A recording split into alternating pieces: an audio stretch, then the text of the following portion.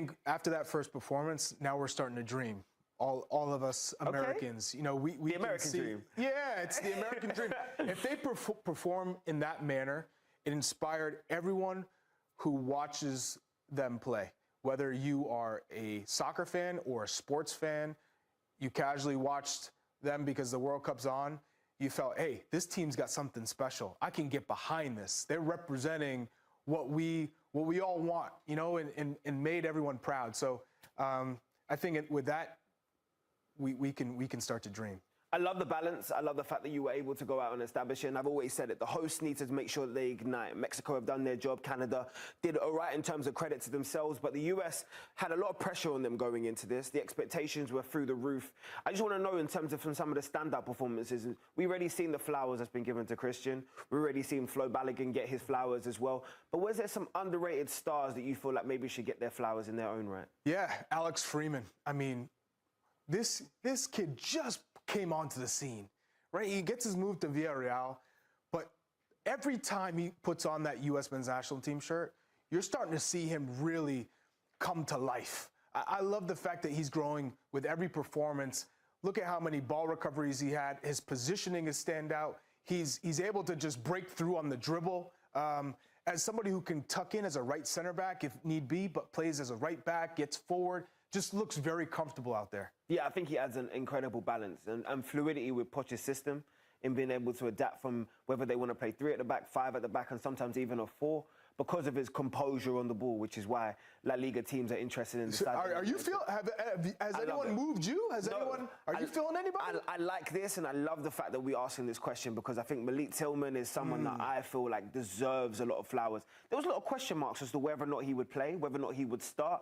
I see the other players that potentially, especially Reino, of course, who came off the bench.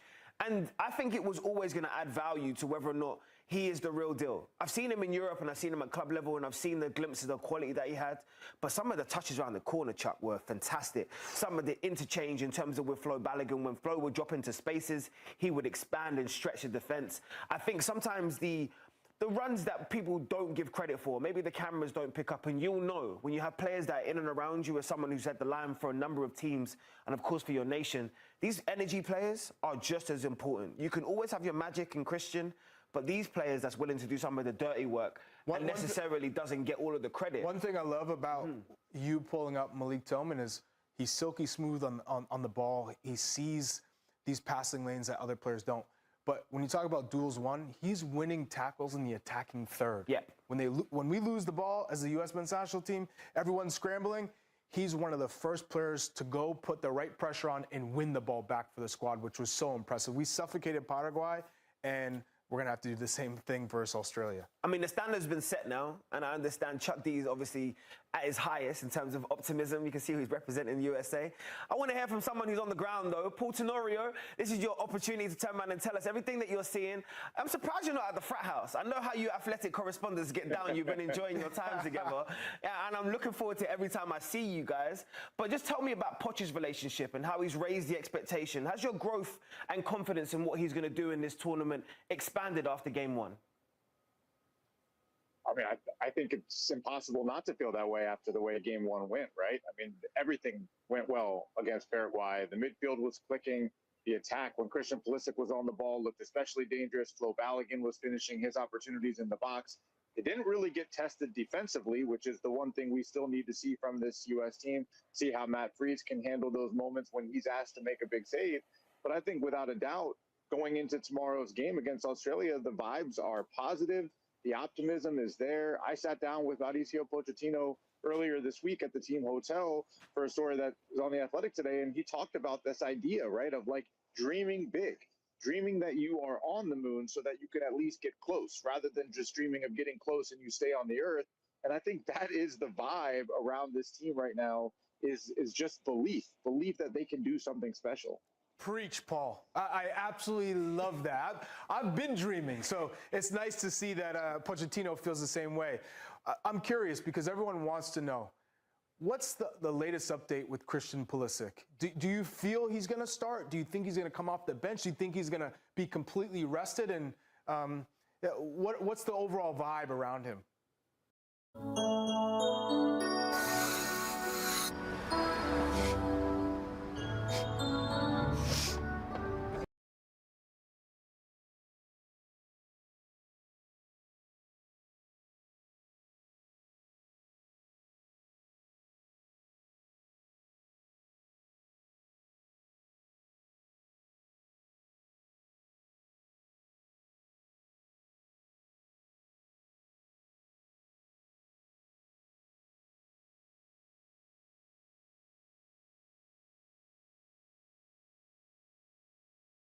what kind of video they put up of Christian Pulisic training.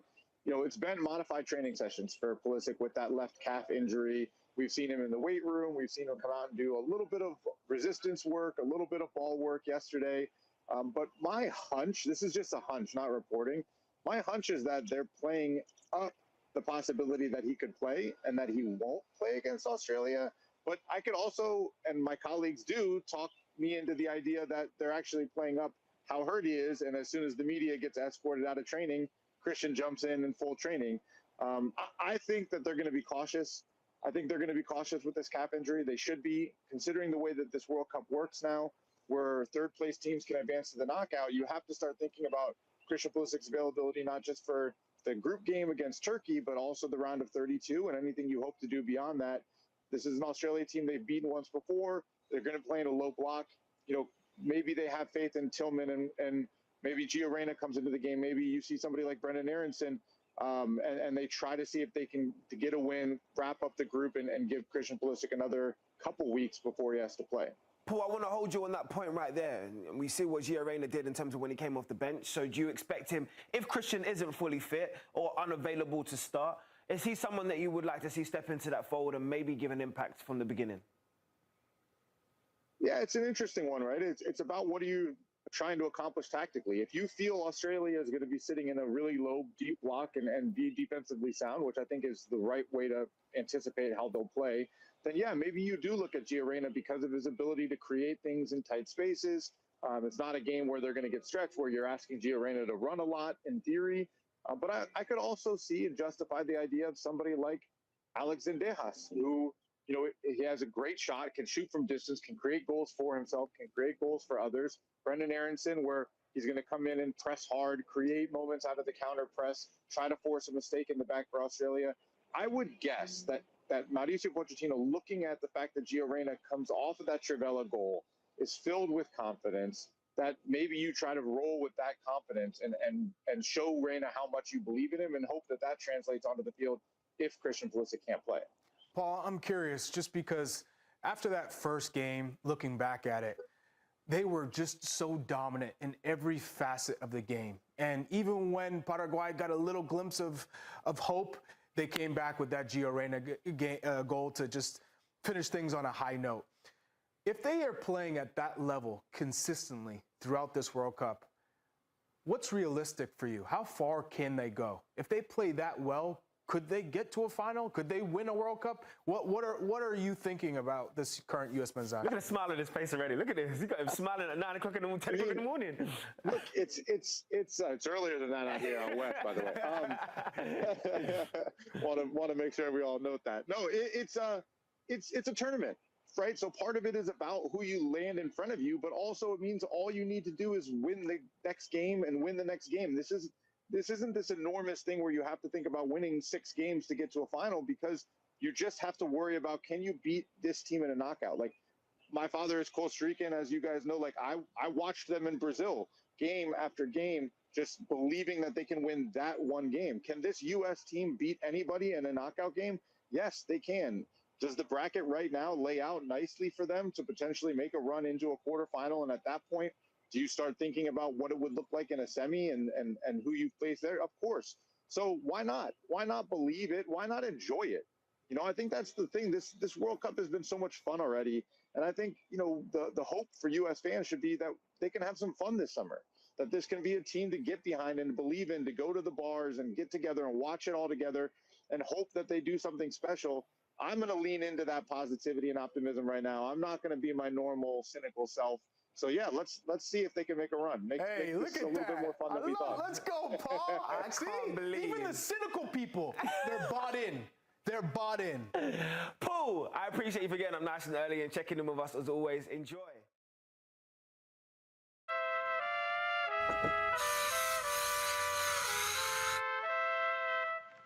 Welcome to Harlan Bank, Revolut, where he takes gains very seriously. He earns up to 5% interest. Guys, we finally saw a game come to life in the second half. What do you think triggered that in your mind, guys? Yeah, it's pretty amazing that it was 0-0 at halftime, and then we got the 5 goals. Not surprising for the result, because I think a lot of us thought Switzerland would win and they could win big, but the manner in which it happened, and it really was the substitutions that made a huge difference. We kept saying in the final third, Switzerland were lacking the idea, lacking the composure, lacking the creation. Manzambi comes in 20 years old. So many expectations around this kid. Many thought maybe he could start for them. One of the biggest Swiss talents that they have, could break the transfer fee this summer. Comes in and he's breaking the lines. He's starting through the middle, could go out wide, dribbling his man, creating opportunities. And then I think also Vargas, who won't get as much love as Manzambi. All light purple. It is Mexico against South Korea in Group A, second round of group fixtures. Whoever wins will be guaranteed a place in the knockout stages and will become the first team to guarantee themselves this time around, this year, a place in the knockout stages.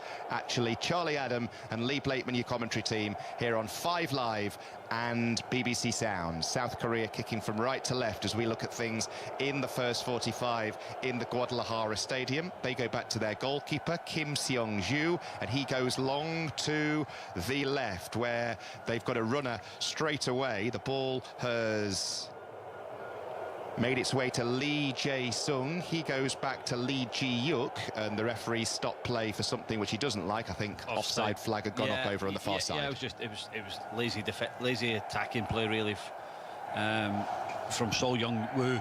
He just gets caught offside, but again, it's an opportunity looking at Mexico playing with that sort of back 4 and 4-3-3, pressing 4-3-3 as well. So it'll be interesting to see how they try and build the game, Mexico, and trying to use this home advantage, but also as well this altitude is going to be a big advantage to them as well. Mexico with the ball on the far side. Quinones wins his team a throw-in just inside their own half, which they look to take quickly, and they do. They go back to Jesus Gallardo, who's playing in the left-back area, and then they work the ball infield. This one live on 5 Live and BBC Sounds, one of 92 live commentaries from the 104 games that we'll be bringing you across the tournament. It's also live on BBC TV, this one as well, as Mexico work the ball across their back 4 and win themselves a throw-in, this time in their right back area.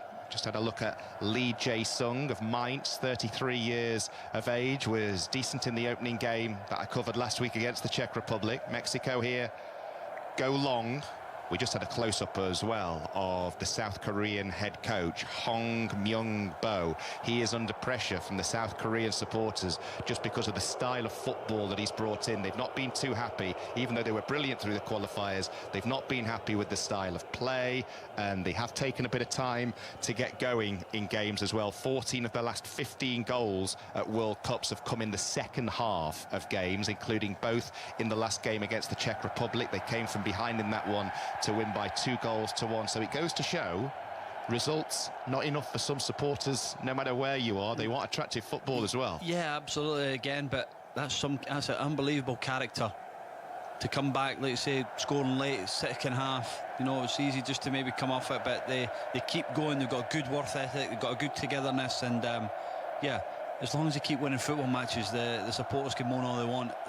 The most important thing is about winning football games. Mexico go long down the centre, looking for the run of Brian Gutierrez, but the ball's tidied up and cleared away by South Korea. Ball's loose in the midfield at the moment. Luis Romo puts his foot on the ball for Mexico, draws the foul, goes down holding his right ankle, and Mexico will have a free kick inside their own half. 3.5 minutes gone, 0-0 in the Guadalajara Stadium between Mexico and South Korea. I mentioned that Mexico are wearing all black, and South Korea are wearing what I called light purple.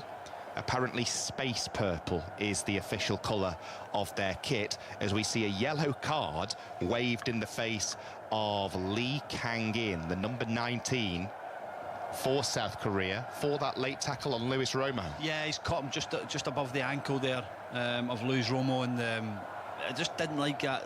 Romo's brandishing that fake yellow card, trying to get him booked. You know, yeah, it was a foul and the referee made the decision, but you don't need to try and get players booked. It wasn't a great tackle from Lee Kang-in, but it was good start from Mexico, picking up the second ball. I mean, if this was the Premier League, the players who waved those imaginary yellow cards would be in trouble as well. We saw a few people booked for doing exactly that last season. Mexico take the free kick, they play on. The ball's been left that time by Roberto Alvarado because he knew he was coming back from an offside position. Poor from him, allows the ball to run all the way through and behind for a goal kick to South Korea. Yet to get going this game, still 0-0 between the two teams. If you are just dipping in and out of our coverage, there have been quite a few goals overnight. The Switzerland game, which was the 8 o'clock kickoff, took forever to get going. All the goals coming in the last 16 minutes plus stoppage time as Switzerland beat Bosnia and Herzegovina 4-1. Bosnia and Herzegovina ended the game with 10 men as well, and Canada beating 9-man Qatar 6-0. So a big win for one of the host countries there. Here we're watching another one of them, Mexico, who have the ball in the midfield. They're struggling to make it stick, but you know what? He's done really well there. Eventually, Quinones to come away with the ball, tries the through ball. South Korea get back in their numbers and scramble the ball clear towards halfway, and then it falls for Eric Lira on the edge of the centre circle. He plays it forwards to Luis Romo, who's been in the thick of the action a few times in the opening 5.5 minutes. Jimenez with the ball out to the left. They're looking dangerous in this move here, Mexico. Low ball in, looking for Quinones, cleared away sideways by South Korea, who have the ball in their right back area and should clear long down the right. Indeed they do, and Mexico will build again from the halfway line. Yeah, it was good play from Pak Sung-hyo, covering that space there when the ball went out to Gallardo there on that left-hand side. But it was really important when the fullback goes out, he needs to cover the space, and he did that brilliantly well.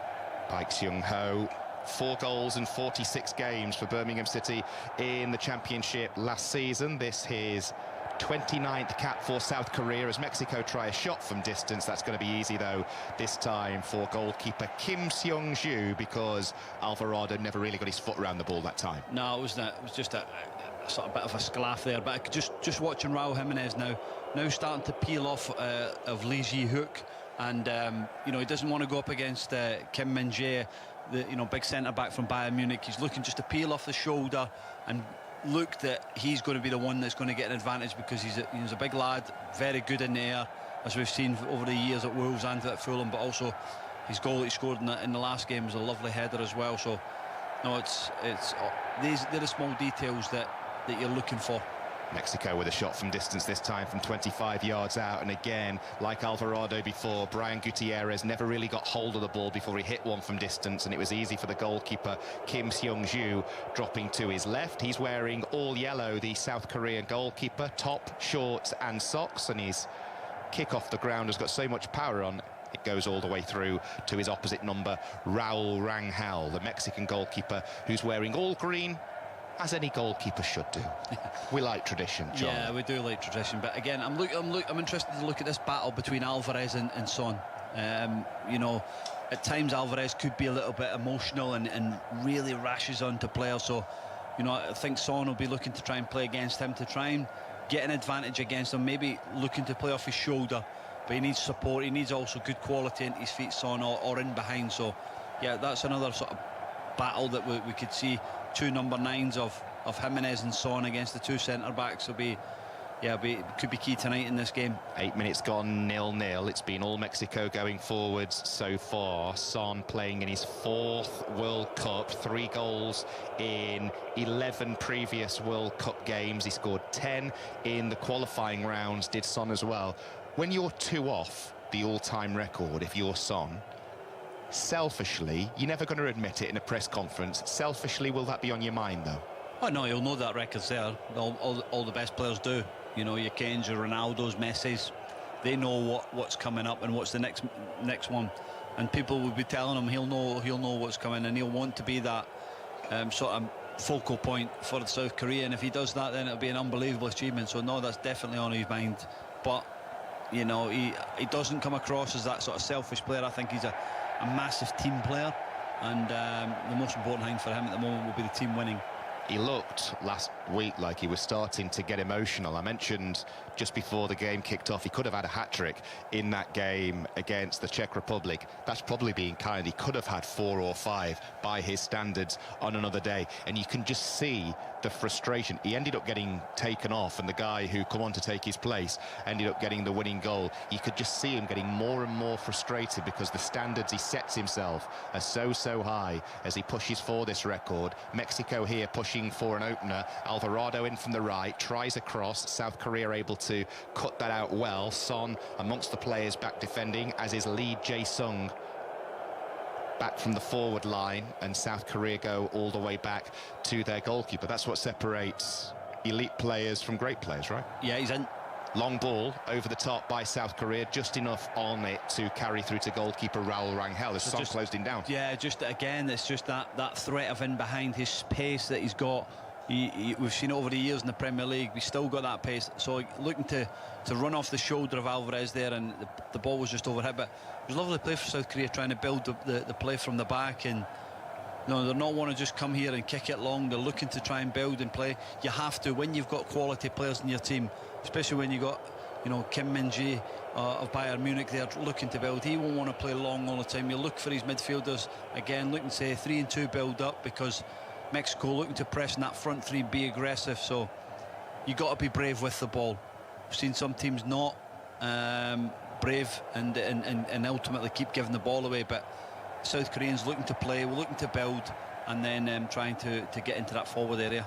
Ball goes out for a throw-in on this near side to South Korea in their left back area. We have had 11 minutes, 0-0 in Guadalajara in Group A between Mexico and South Korea. South Korea looking to win their first 2 games at a World Cup for the very first time, playing in their 12th World Cup, their 11th in a row, as the ball goes back to Mexico inside their own half, in their left-back area with Gallardo. He plays the ball forwards, and they have it in the centre circle here to Mexico, but Quinones loses it, mainly because he was fouled, and Mexico will have a free kick. Scrappy at the moment, yet to really get going. As I say, Mexico having more of the ball. South Korea look quite happy for them to do that because they're doing absolutely nothing with it.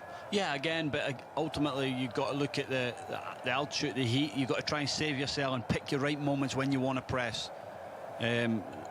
Sol Young-woo looking to press the fullback, left fullback there, trying to get wing back to fullback, and Lee Han-bom going really aggressive against Kino there, and actually committing the foul. But when they're in that right position to actually go and press South Korea, they're going, everybody's going together, and now that's why they're trying to get the ball back. They get high up the pitch, putting pressure on Mexico in Mexico's half.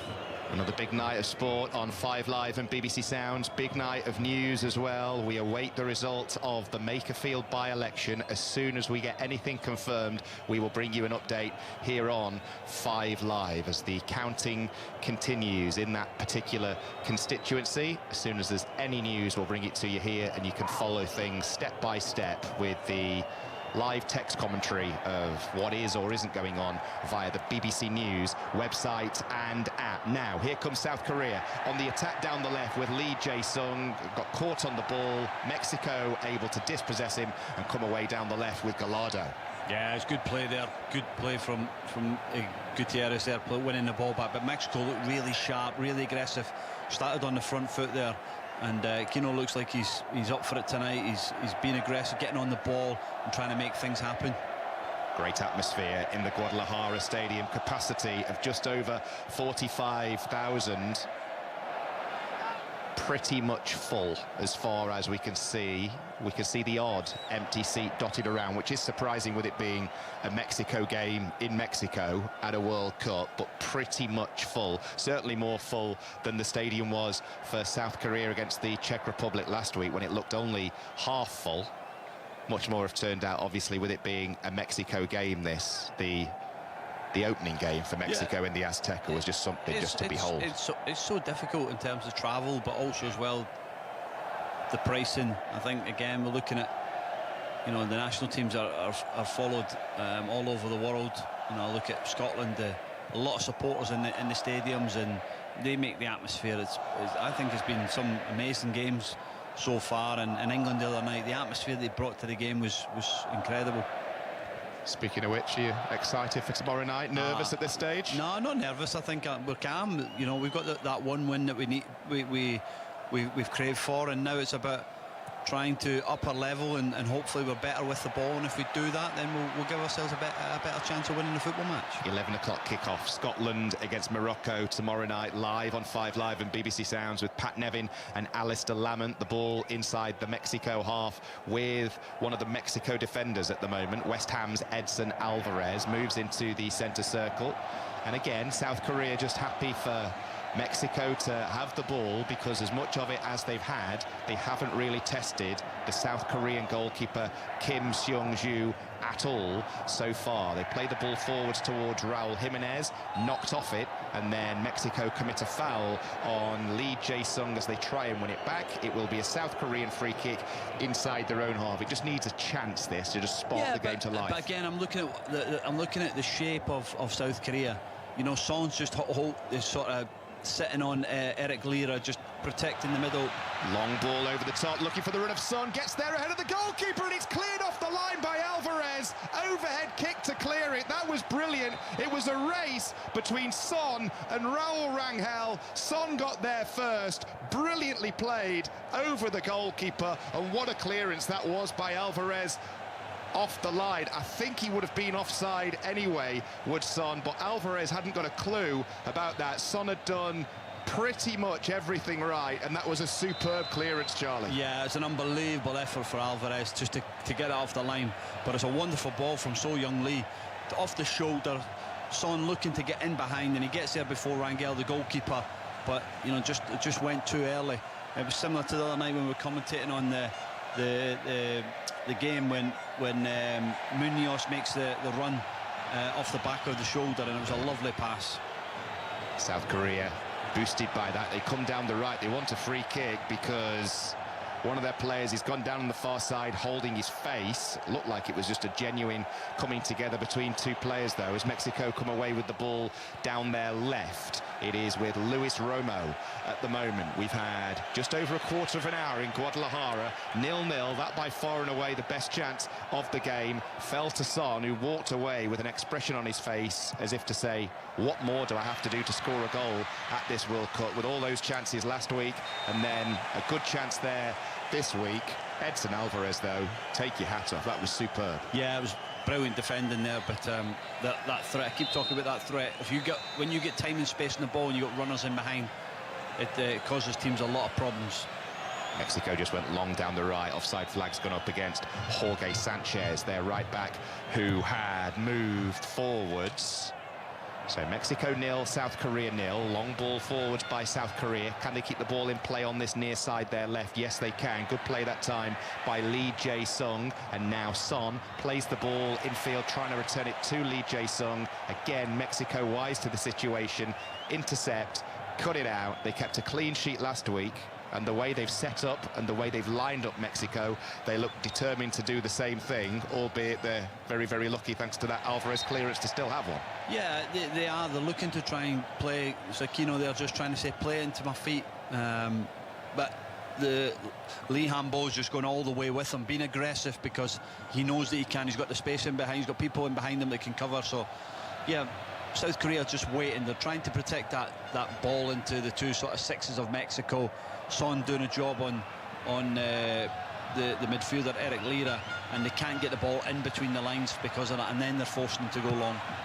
Ball back with Mexico goalkeeper Raul Rangel. He goes long down the centre. Raul Rangel made his competitive debut in the opener against South Africa, playing at his home stadium today as he plays for Guadalajara. South Korea with the ball at the moment, back in their possession in their left back area. They go long over halfway, but give it straight to Edson Alvarez, who sends the ball back to where it came from. South Korea try and take charge of the situation. They play the ball back. It's an odd ball because they've just nearly played Quinones in. They're messing about with it on the edge of their own penalty area here. They need to tidy up with Kim Min-jae, the Bayern Munich defender. Takes his time, eventually does so, but it's a poor clearance, and there's a chance here for Mexico because they don't look at all certain at the back, South Korea. If they can just string a few passes together in the final third, they may well be in. very, very scrappy as they try and play out from the back South Korea. South Korea got a little bit scrappy there. Nobody really wanted to try and get the foot on the ball. You're looking for Hwang Wenbo and Park Sung-ho to try and get control of the game, but they keep turning it over. So the Mexicans are just coming forward. And we've seen this. The more pressure you put on, more chance of getting an opportunity to score. Alvarado with a cross, and it goes! And a good header by Quinones. Well saved by Kim Seung-ju, because the goalkeeper watched that all the way. It was a brilliantly played cross by Alvarado. Quinones with a faint touch with his head. He was on the penalty spot, and the goalkeeper watched it all the way and made the save. That could have easily fooled the South Korean goalkeeper. Yeah, it's a wonderful ball from Alvarado. He just cuts back on his left-hand side. And the striker gets in between the Lee Han-bo and Kim Min-jae, just off the back of them, and he gets a lovely header, and it's a good save for the goalkeeper. But Alvarado's just looking to come back on his left-hand side, and it's a great ball from the winger. Will give Mexico confidence in the final third, because as we've been saying, they've dominated possession, but when it's come to that area of the pitch, they haven't been able to make things click. Very nearly did there. The ball from Alvarado was absolutely brilliant. Quinones very nearly made it 2 goals in 2 games. He scored the first goal of the tournament. Here, Jorge Sanchez, the right back for Mexico, not for the first time miscontrolling the ball, and it goes out for a South Korean throw on the halfway line on this near side, their left. 20 minutes played, 0-0 between the two teams in Guadalajara, but only just. Good chances now for both teams in the last 5 minutes. Yeah, good chances. That was an excellent chance. Good header, but goalkeeper probably made it look, a more acrobatic save than it needed to be. But yeah, the threats there definitely from Mexico. Were you one of those players who, during your day, would give a goalkeeper credit when he deserved it? Or? No, I think it's key as a player to give goalkeepers credit when they make big saves or big moments, because you need them. I don't see it enough. I don't see enough players giving the goalkeepers the credit. They are a different bunch. They are a different breed. But they're there to stop it, and when they do make big saves, then it's important that they know about it. You hear a lot of outfield players say this. The ball's back with the Mexico goalkeeper, by the way, at the moment, Raul Rangel. You hear a lot of players say this. Goalkeepers are a different breed. Just expand slightly. But it just, for them, they call it a goalkeepers union, don't they? It's us and them, isn't it? And they work differently. They're just, I don't think they're tuned in the same as some players, but you've seen that with some goalkeepers over the years. Some emotional, some really calm, but you have to be a bit loose in the head to be a goalkeeper. You're listening to failed Sunday League goalkeeper Lee Blakeman, along with Charlie Adam, your commentary team for this game. I started as a young kid in goals. Did you really? Yeah, my first ever game was as a young player, was a goalkeeper. Would you describe yourself as a different breed? No, that's why I come out of goals. Mexico come out of their own half and move forwards with Quinones. He moves it to Luis Romo, tries the ball over the top, looking for Jorge Sanchez, who come forwards from the back. Couldn't make it stick that time, too much on it, and it goes behind for a goal kick, and that will see us to the first hydration break of this game, booed by supporters inside the Guadalajara stadium. Just quickly, Charlie, what have you made of it so far? Starting to come to life now, the game. Yeah, again, Quinones looks like he's up for it tonight. He's getting on the ball, he's trying to make things happen, but yeah, both teams have had a chance each, and we'll just need that sort of first goal, but Mexico probably been the team that have just been on top of with a bigger chance. Sports news elsewhere today, if you are just tuning into us on 5 Live and BBC Sounds. So far this evening at the World Cup, the action started in Atlanta in Group A, a late South Africa penalty earning them a 1-1 draw with the Czech Republic. In Group B, Switzerland beat Bosnia and Herzegovina 4-1 in LA, all the goals coming in the final 20 minutes there.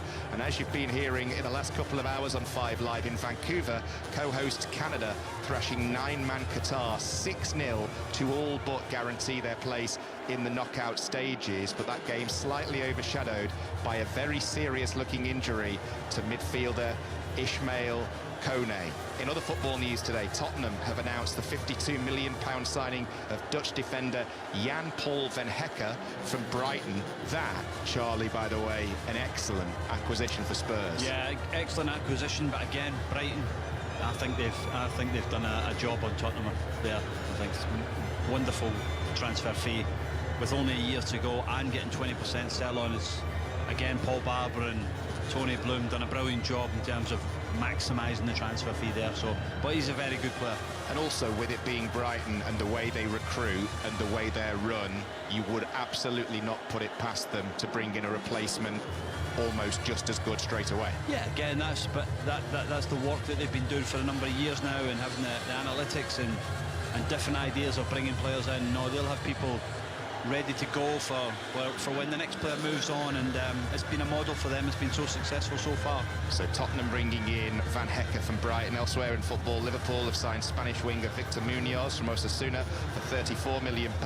In cricket, England have work to do in the second test against New Zealand at Trent Bridge. England closing on 222 for 6. They still trail by 169, and it's been reported today that Ben Stokes could return as captain for the third test next week. Stokes is in Durham's squad for their county championship match, which starts later today. And at the Women's T20 World Cup, Scotland suffered a heartbreaking defeat, losing by just 7 runs to the West Indies. Finally, in golf, American Wyndham Clark leads the US Open as the first round draws to a close. He finished on 6 under. Rory McIlroy ended the first round on 1 under. More sports news available right now via the BBC Sport website and app. Hydration break complete. Goalkeeper for South Korea, Kim Seung-ju, will get the game restarted. In Guadalajara, it's Mexico 0, South Korea 0. Ball goes out for a South Korea throw, level with the edge of the Mexican penalty area, taken quickly, and it's worked back to this near side to Seol Young-woo. Ball goes out into touch for another throw into South Korea, this time to be taken, or it's going to be taken by Lee Ji-yuk quickly, but he decides to leave it for a teammate. Interesting to see what kind of impact the hydration break has here, because this game was just starting to come to life before it was paused. Yeah, the Mexicans were just starting to get on top of in the game, and that's what I said. Sometimes as a coach, it's a good thing, this hydration thing, because you can get some tactical details, and if you're under a bit of pressure, you could take the sort of sting out of the game. But if you're on top and you're keeping momentum, then it maybe comes away from you. So these are when the game changes and the swings, but really important that you get good tactical details, and we've seen that some of the coaches have with this hydration has made a huge difference in terms of how the teams reacted after that, with just small details, because it's very difficult as a coach when you're in these crowds or in the stadiums to actually hear what your players are thinking or actually saying, or what you're saying to them. So it's nice to get them in and be able to do it. But for me, I'm not a big fan of it, but it's the way the World Cup is. If you are one of those people, by the way, who's personally assessing things on a game-by-game basis, whether we should have a break based on the temperature, at kick-off it was 26 degrees as we kicked off 7 p.m. in Guadalajara. So when you're talking about the need for a hydration break... I totally get it, but what again is, like, you know, England played in a closed roof the other night. Absolutely. And they had hydration break, but everybody's saying, yeah, but it needs to be done because everybody has to be the same. So I get it, and it's hot, so if we either do it, everybody does it, which they are doing. The cynic in me would also say everybody needs to do it for 3 minutes so that certain American broadcasters can do advertising as well. Well, there's a possibility. At the same time. But what chances do you bring it to the UK? Because the Premier League would kick, you know. You do wonder, don't you? You do wonder if trends get set. The ball goes out for a South Korean throw on the far side. They're right on the halfway line. Kim Moon-hwan takes it. Ball goes all the way through to goalkeeper Raul Rangel for Mexico. Mexico, the first country, by the way, to stage games at 3 World Cups. They made the last 8 in the previous 2 that they hosted in 1970 and 1986. Win tonight, and they're guaranteed a place in the knockout stages, as are South Korea, if they can beat Mexico in Guadalajara.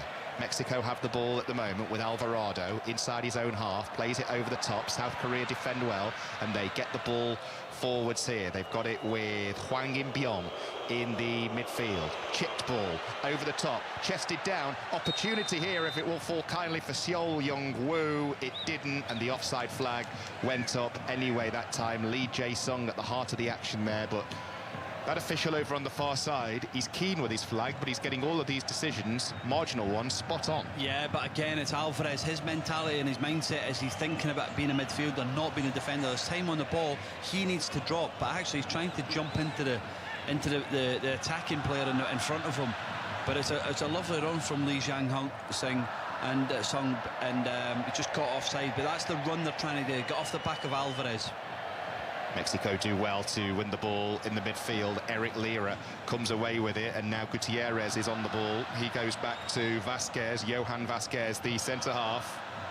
Mexico had a lot of the ball, but in areas just, you know, they'll just play it in front of South Korea. They've not really had that quality at the top end of the pitch, but it was really important. They've had the ball, but they've not done enough with it yet. I think South Korea have actually been looking more dangerous when they've had the ball, looking to play in behind, getting runners in behind as well. Yeah, it's one of those games as Mexico sending a cross here, looking for the head of Jimenez, just a little bit too deep, that cross. Jimenez will do well to keep the ball in play on this near side. He does, though. And now here's Alvarado, right side of the midfield. It's one of those games, this, where you'll see the possession stats. Mexico was 61% to the 39% that South Korea have had, but it then begs the question, with that 61%, how many meaningful passes have Mexico made? And you're probably looking at 6 or 7, something like that, as the ball goes back to their goalkeeper Raul Rangel, who was closed down very quickly. I think he thought he had more time than he actually had. Eventually gets it downfield. Offside flag goes up against Alvarado. Goalkeeper very nearly caught in possession there. Yeah, it was brilliant pressing from Son. That's what we know about him. He wants to be aggressive. He just set his moment. He got into the centre back. Vasquez, that was his trigger. He got after him, he went straight to the goalkeeper, and he made the goalkeeper kick it long, and Alvarado was offside. But you know, that's what Son does. He goes and presses, he hunts, and he's very good at that. Just past the half-hour mark in Guadalajara, 7:30 local time, 2:30 across the UK. You're listening to 5 Live and BBC Sounds. Goalless between Mexico and South Korea. South Korea play a long ball over the top, and not for the first time. The offside flag's gone up. Son will continue, though, forces the save out of the goalkeeper. The flag had gone up very, very early from that same official who's got all of these marginal calls, as we said a few moments ago. Spot on so far. And here the replay will tell us that he's by far and away got this latest one spot on. Yeah, he's spot on with it, but again, it's lazy defending from Alvarado. He's in that full-back position as a winger, and he switches off. Body shape's all wrong, he's all square, and the winger of South Korea runs off the back of him, but he gets away with it there. But that's the threat there for South Korea, that ball in behind. It's Charlie Adam, 26 caps for Scotland, formerly of Rangers, Blackpool, Liverpool and Stoke City, amongst other football clubs, as Mexico play a long ball forwards, looking for the run of Gutierrez, but it carries all the way through to the South Korean goalkeeper Kim Seong-ju. Back with Laura McGee at half-time in this game in Guadalajara, just to get the latest, if there is any latest news from the Makerfield by-election. As soon as we get a result, we'll bring it to you here on 5 Live and BBC Sounds. As South Korea hit it long, goalkeeper kicking the ball out of his hands, too much on that. Both sets of supporters. I mentioned earlier that the South Korean supporters weren't too happy with their head coach coming into the tournament. They weren't too happy with the style of play. Mexico's fans actually booed recently in goalless draws against Uruguay and Portugal, as they were unhappy with the playing style of their team. Their head coach is leaving at the end of the tournament. It hasn't been the prettiest watch so far. No, it's not been a free-flowing game, but there's been moments of quality. There's been times where, you know, both teams could do better with the ball, but you know, it's a World Cup game. It's an edgy moment. It's a big game, especially for the Mexicans at home. The crowd are starting to boo because there's no pressure on the ball, and now they actually go and win it back. But yeah, I just feel that there's sometimes you've got to understand where these players are at. You can't dominate every game, not at the highest level. You don't dominate. Teams have moments in the game, and it's important that you deal with that. But it's tough as a supporter. You want the best for your country, and you want them to be, you know, the best at every action, but sometimes it doesn't work like that. That's worth bearing in mind, right? Certainly if you're a Mexican player here, you are playing for Mexico in a World Cup that your country is hosting in front of nearly 50,000 supporters here. They're human. At times they will struggle to turn it on. Exactly that, and that's what I'm saying, is so there's more pressure on them, there's more pressure on the Americans, the Canadians obviously playing at home, and it's how you handle that. And like I say, we know some of the players from the UK and how they are emotionally at times. Alvarez is someone, when he was playing at West Ham, is an emotional player. He's a midfielder that can be aggressive. I've seen sometimes of his actions tonight so far, but yeah, it's so difficult playing at home in a World Cup for your national team. It takes a lot out of you. Because if it was you playing for Scotland, it'd be completely different playing in Mexico as the ball goes all the way through to the South Korean goalkeeper again. It'd be completely different for you playing in Guadalajara in Mexico, for example, for Scotland, than it would be playing at Hampden. Yeah, absolutely. Again, that's that's how you have to understand where they're at. Yeah, you talk about the boys, the Scotland boys now talk about they see the pitches back at home, how everybody's enjoying it in that moment. But can you imagine being at Hampden or Celtic Park or Ibrox, playing, trying to qualify for a major tournament or getting to the next stage? So much pressure. And the pressure at times does tell. Mexico have tried their best in this game. As we said a few moments ago, we said it a couple of times actually, they've dominated possession. It's just been in the final third, as now, where they're struggling to make it click. Eric Lira with a high ball over the top that time, which carries through to goalkeeper Kim Sung-ju. No side has played more games at a World Cup without winning one than Mexico. 61 games now, 62.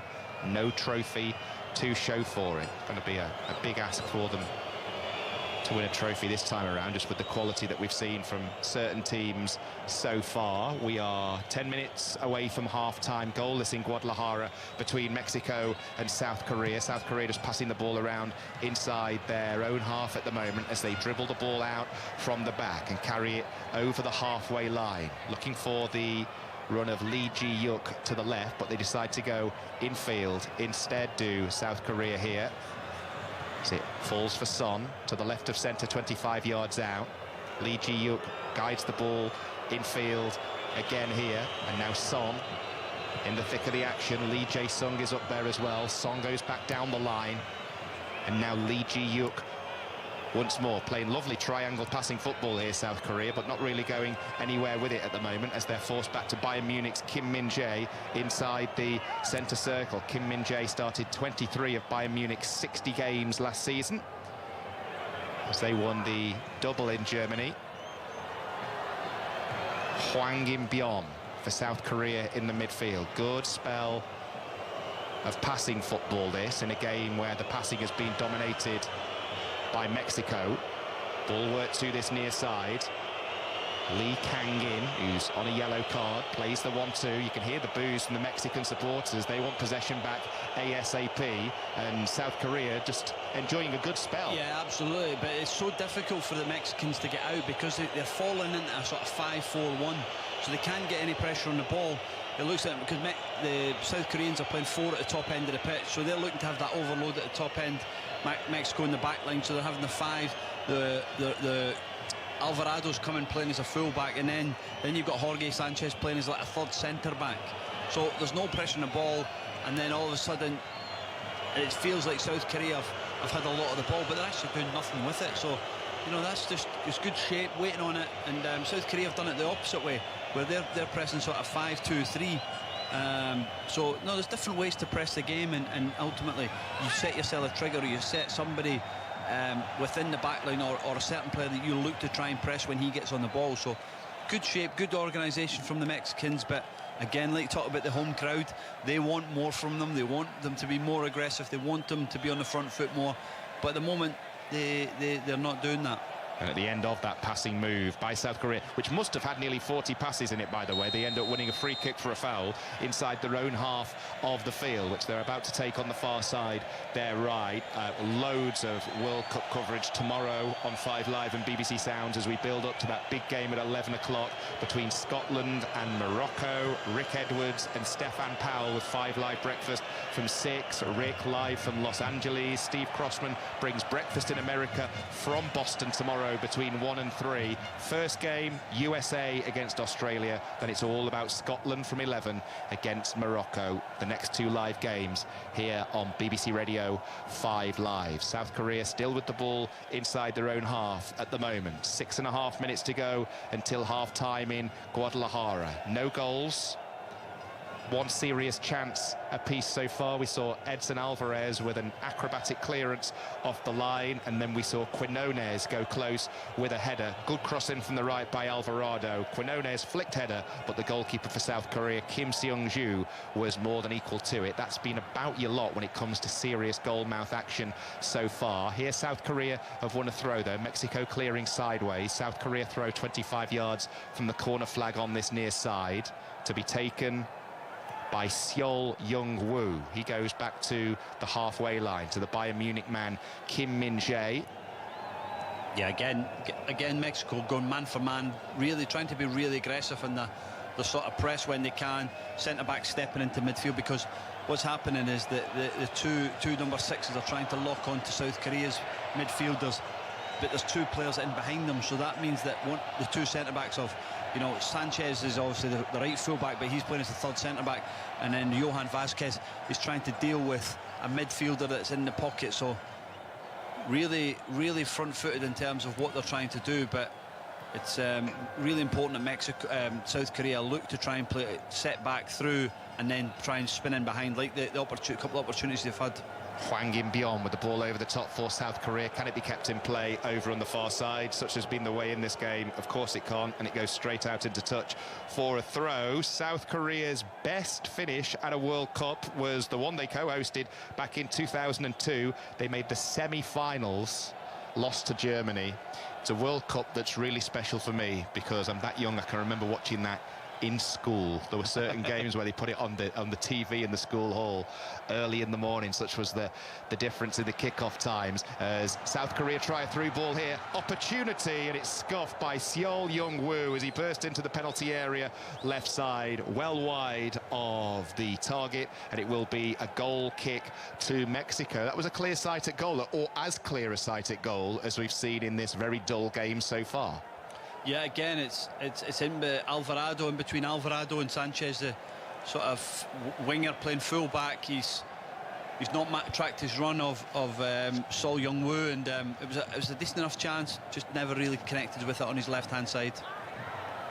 Seol Young-woo, regular right back for South Korea for the last 2 years. Well, actually linked with a move to Sheffield United last season. Nothing came of that, and now South Korea will come down the centre with Son, who needs no introduction whatsoever. A little bit of space to move into as he plays the ball to Kim Moon-hwan down the right. Through ball, Hwang In-byeon, who got the opening goal in South Korea's first game last Thursday, wins his side a throw in 12 yards from the corner flag over on the far side. He's the engine in that South Korean midfield. He struggled to get firing so far in this game, but whenever he has the ball himself, he's not looked too bad. Just one attempt on target we've just seen in this game so far. That was the one that went the way of Mexico. Yeah, I think I'd say that after the sort of that hydration break, I think South Korea have actually grown into the game. They've had more of the ball. They've tried to keep it better. They've had sort of half chances again. It's that run from out to in, and that pass from the midfielder of Lee Kang-yen. He's looking for that ball over the top all the time. It's a very good pass if he can play it, and no, I think South Korea sort of this back end of the first half have played really well. Son cutting in from the left on his right foot, 25 yards out. moves the ball in field. It's picked up by Lee Ji-yuk. Is there an opening goal in this game in the final 2.5 minutes plus stoppage time in the first half in Guadalajara? South Korea with the ball, with the man we were just talking about there, Hwang In-byom, wearing shirt number 6, moving sideways at the moment. Such is the way that Mexico have set up, so well organised, very, very difficult to break down. South Korea having a job doing that at the moment. It's on this near side with the South Korean number 8, the Birmingham City man, Paik Seung-ho. He works the ball in field, and again, South Korea just stopped in their stride. They just hit a big black-shirted wall that Mexico have been able to build. Hwang In-byom has got it on the halfway line here, but it looks like it's going to be a game which needs half-time, just so everybody can regroup, reset, and go again. Yeah, again, the two centre-backs of South Korea are actually controlling the game with it. Jimenez doesn't want to press. He's just looking to come off the game. And now the opposite centre-back just stepping in the ball. The space is on the opposite side, so again, looking to build one side. Can you finish on the opposite? And then they'll get the overload there if they actually see it. But no, I said it before, I think, I said there last 10-15 minutes, South Korea have had the most possession, and it seems like they're starting to grow and they're doing well, and just need to show that little bit of final bit of quality at the top end to really hurt the Mexicans. Son on the attack for South Korea, moves the ball to his right. Shot's going to come in from distance here. Good block by the Mexican centre-half, Johan Vasquez. South Korea have the ball back in the midfield. High ball to the right. Son will try and bring it down over on the far side, but it's cleared by the left-back, Gallardo. Ball to the edge of the centre circle. Final minute of the first 45 in Guadalajara. No goals as South Korea pick up the ball in the centre circle. Hwang In-byom goes back to the back three behind him and then receives the ball back. Back with Laura McGee at half-time shortly on 5 Live and BBC Sound. South Korea awarded a free kick here.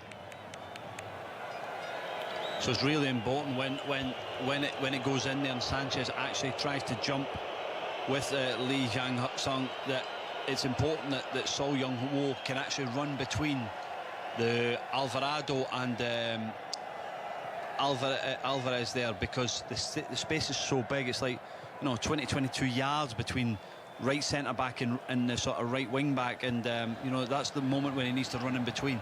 South Korea on the attack down the right. Early cross goes in, and Lee Jae-sung on the slide on the 6 yards line, very nearly got there, stuck out his left foot, just couldn't quite get a toe on it, as the fourth official on this near side indicates 4 minutes to be added on at the end of the first half. And just looking at the replay, he was so close there, Lee Jae-sung, to getting that decisive touch. Yeah, it's a wonderful ball in from Lee Han-bo.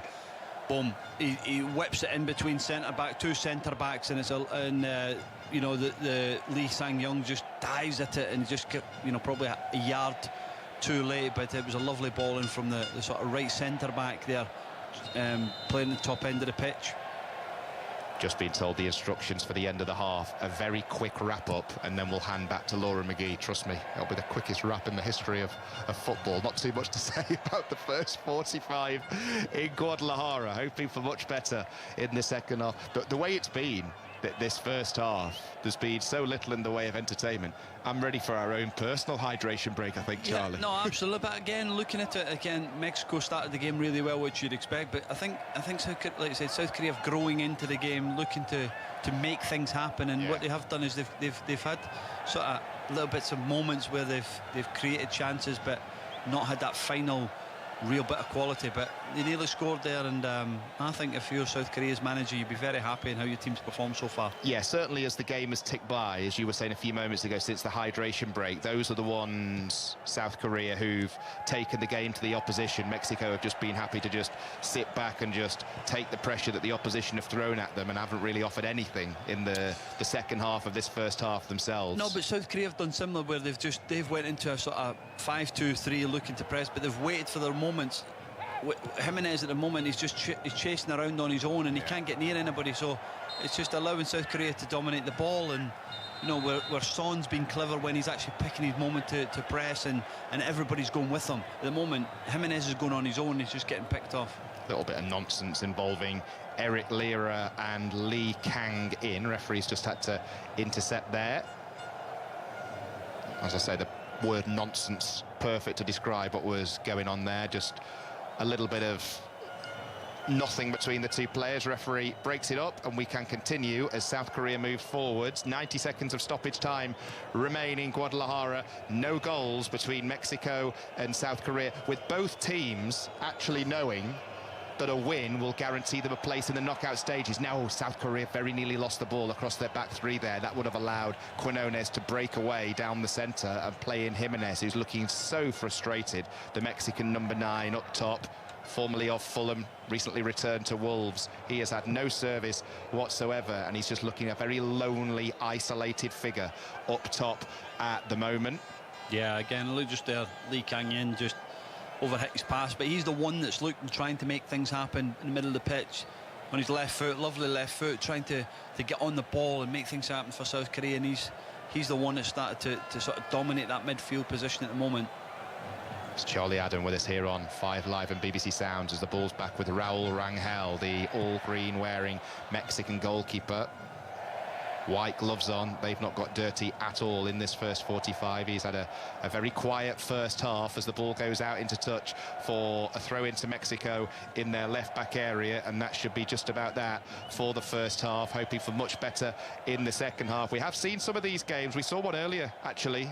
Switzerland against Bosnia-Herzegovina. Nothing happened in that game until the 74th minute at all, and then it ended up finishing 4-1 in Switzerland's favour. So it could all change later. Plenty of goals in the Canada game, if you are just waking up, by the way. They beat Qatar 6-0. Qatar finishing that match with 9 men. Here we have reached half-time. Thank goodness for that, because it's been one of the poorest games of the tournament so far. And the supporters agree. You can hear lots of booing inside the Guadalajara stadium. Not happy, the Mexican fans, with what's being served up in the first 45. No, the South Koreans have they've sort of grown into the game, and the back end of the hydration, they've dominated the game and been excellent. Half-time, Laura, it has to get better in the second half, surely. Mexico 0, South Korea 0.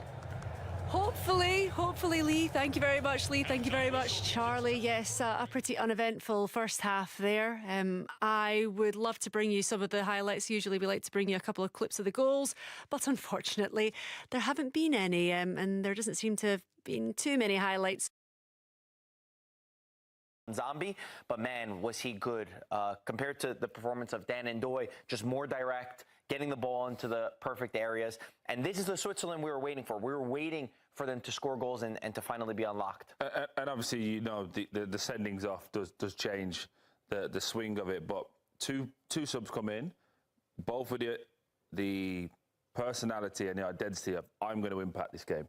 I'm going to be the one who does it. I'm going to be the one who wins. And they literally just went on with a clear identity of, right, that's my wing, my fullback. I'm going to beat you every single time. I'm going to make something happen. And what was it, 74th minute before he comes on to 72, scores in 74. Obviously, the sending off is around the 80th minute, and then it just gets into this. Unfortunately, that's kind of. It's good that they scored the 4 goals, but it's like, you did it with 10 men. Is that what you needed? You needed that up to get it right. I feel like Switzerland could have done this from the start, but great for them and great for your 2 bets, I believe.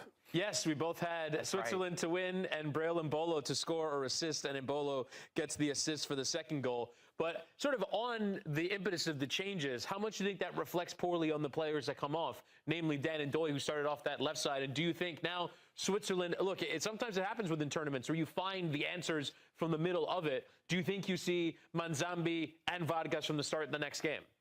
I think. Welcome to Haaland's Bank, Revolut, where he can custom design his card to match his fit.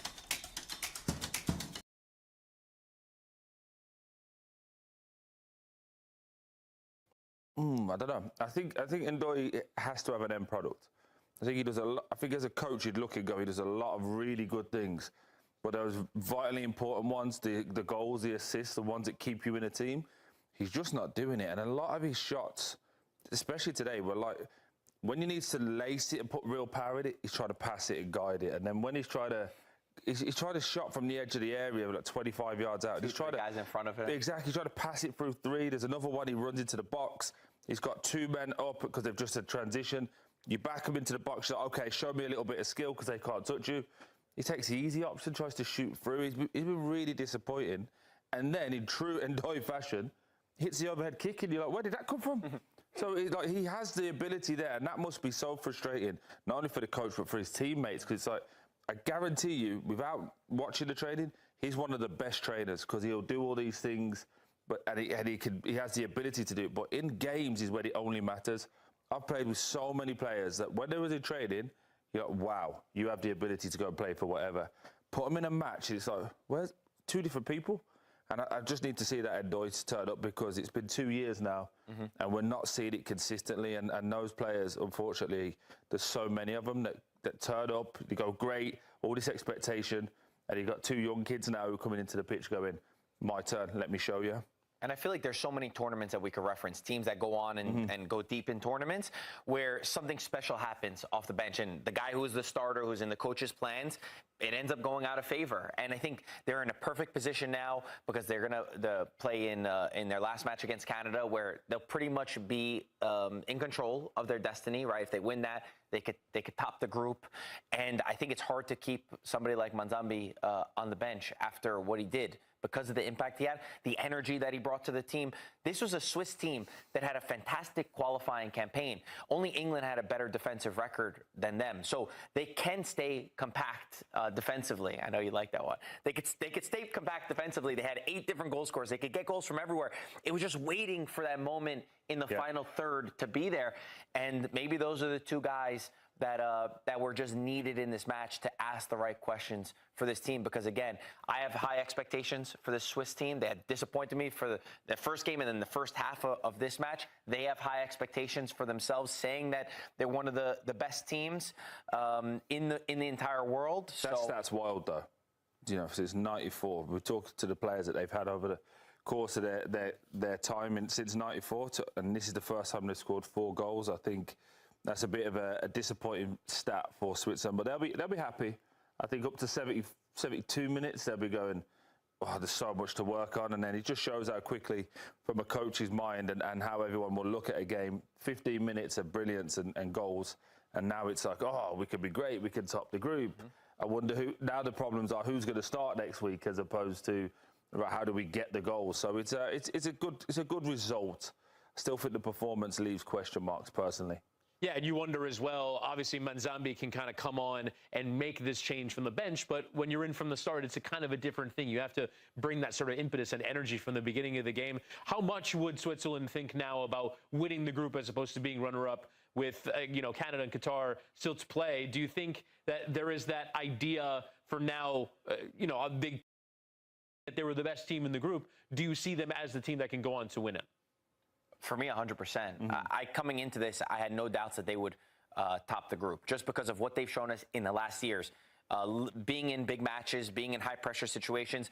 The result against Qatar was a disappointing one where they created a lot, they didn't score. I think they'll have so much confidence going up against Canada. And we know with Canada, they like to press, they like to stay high up. I think Switzerland has a lot of ball-playing defenders that can build out of that pressure. And then they have this speed, and they have a lot of depth as well now, since we're saying that there's question marks on who could start, who needs to be on the bench. For me, it's all in Switzerland's hands. They got over the hump now, and it could be smooth sailing. How much are they wanting that Qatar game back now? Because the likes of Granit Xhaka, obviously, he's getting to an age. Obviously, he looks after himself, but you'd much prefer to be in a position where you've got 6 points at this moment, and then looking at it, go, maybe we could rest a few, not give too much away against Canada, because Canada may have to come into that game desperate to win it just to go through, and you could be in a position of, we know we've got 6 points, we're good, let the kids play, give some rotation and rest people up. So it just shows how important it is to get the job done at every opportunity. Especially when they were so dominant in that game against Qatar. They were the better side by miles, and then they're just playing with their food, and then in the 94th minute, they give away a header, and next thing you know, you have to play a little bit more. From a Bosnia perspective, we'll get into a bit more, but when you look at their position now in the group, they have 1 game left to play against Qatar. If they win that game, they almost certainly go through. It's not maybe the way you would have drawn it up, especially with the Muhamedovich sending off is a big deal now for them, but still they're in the position that they would hope to be in going into that final game of the group stage. Yeah, it's still in their hands, isn't it? But been a little bit disappointed, because you say it's in their hands, but what are they known for? Being defensively solid, having a lot of draws, not conceding too many goals, not making too many chances. Now you have to go into that game knowing you have to win, knowing you have to score. How do you change that?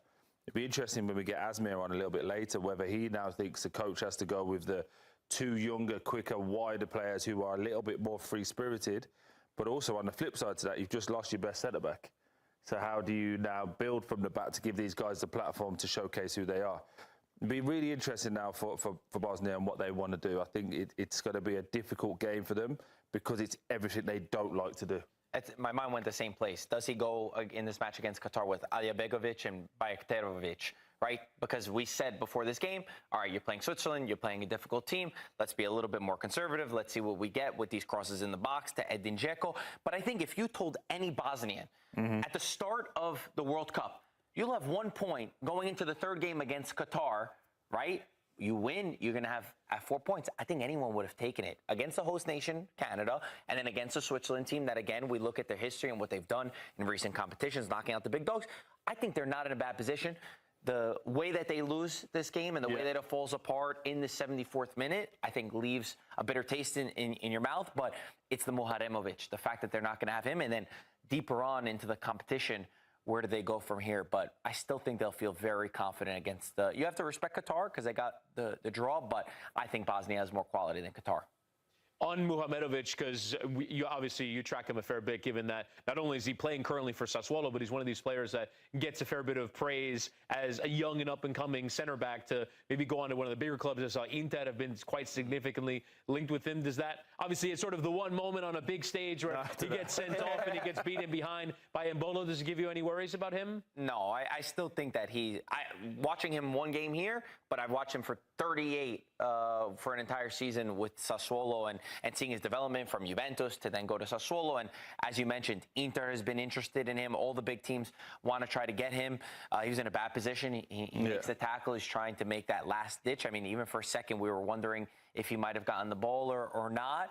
He's still a young defender. I don't take anything. Part of the development, though, is as that ball gets turned over, he's squared up.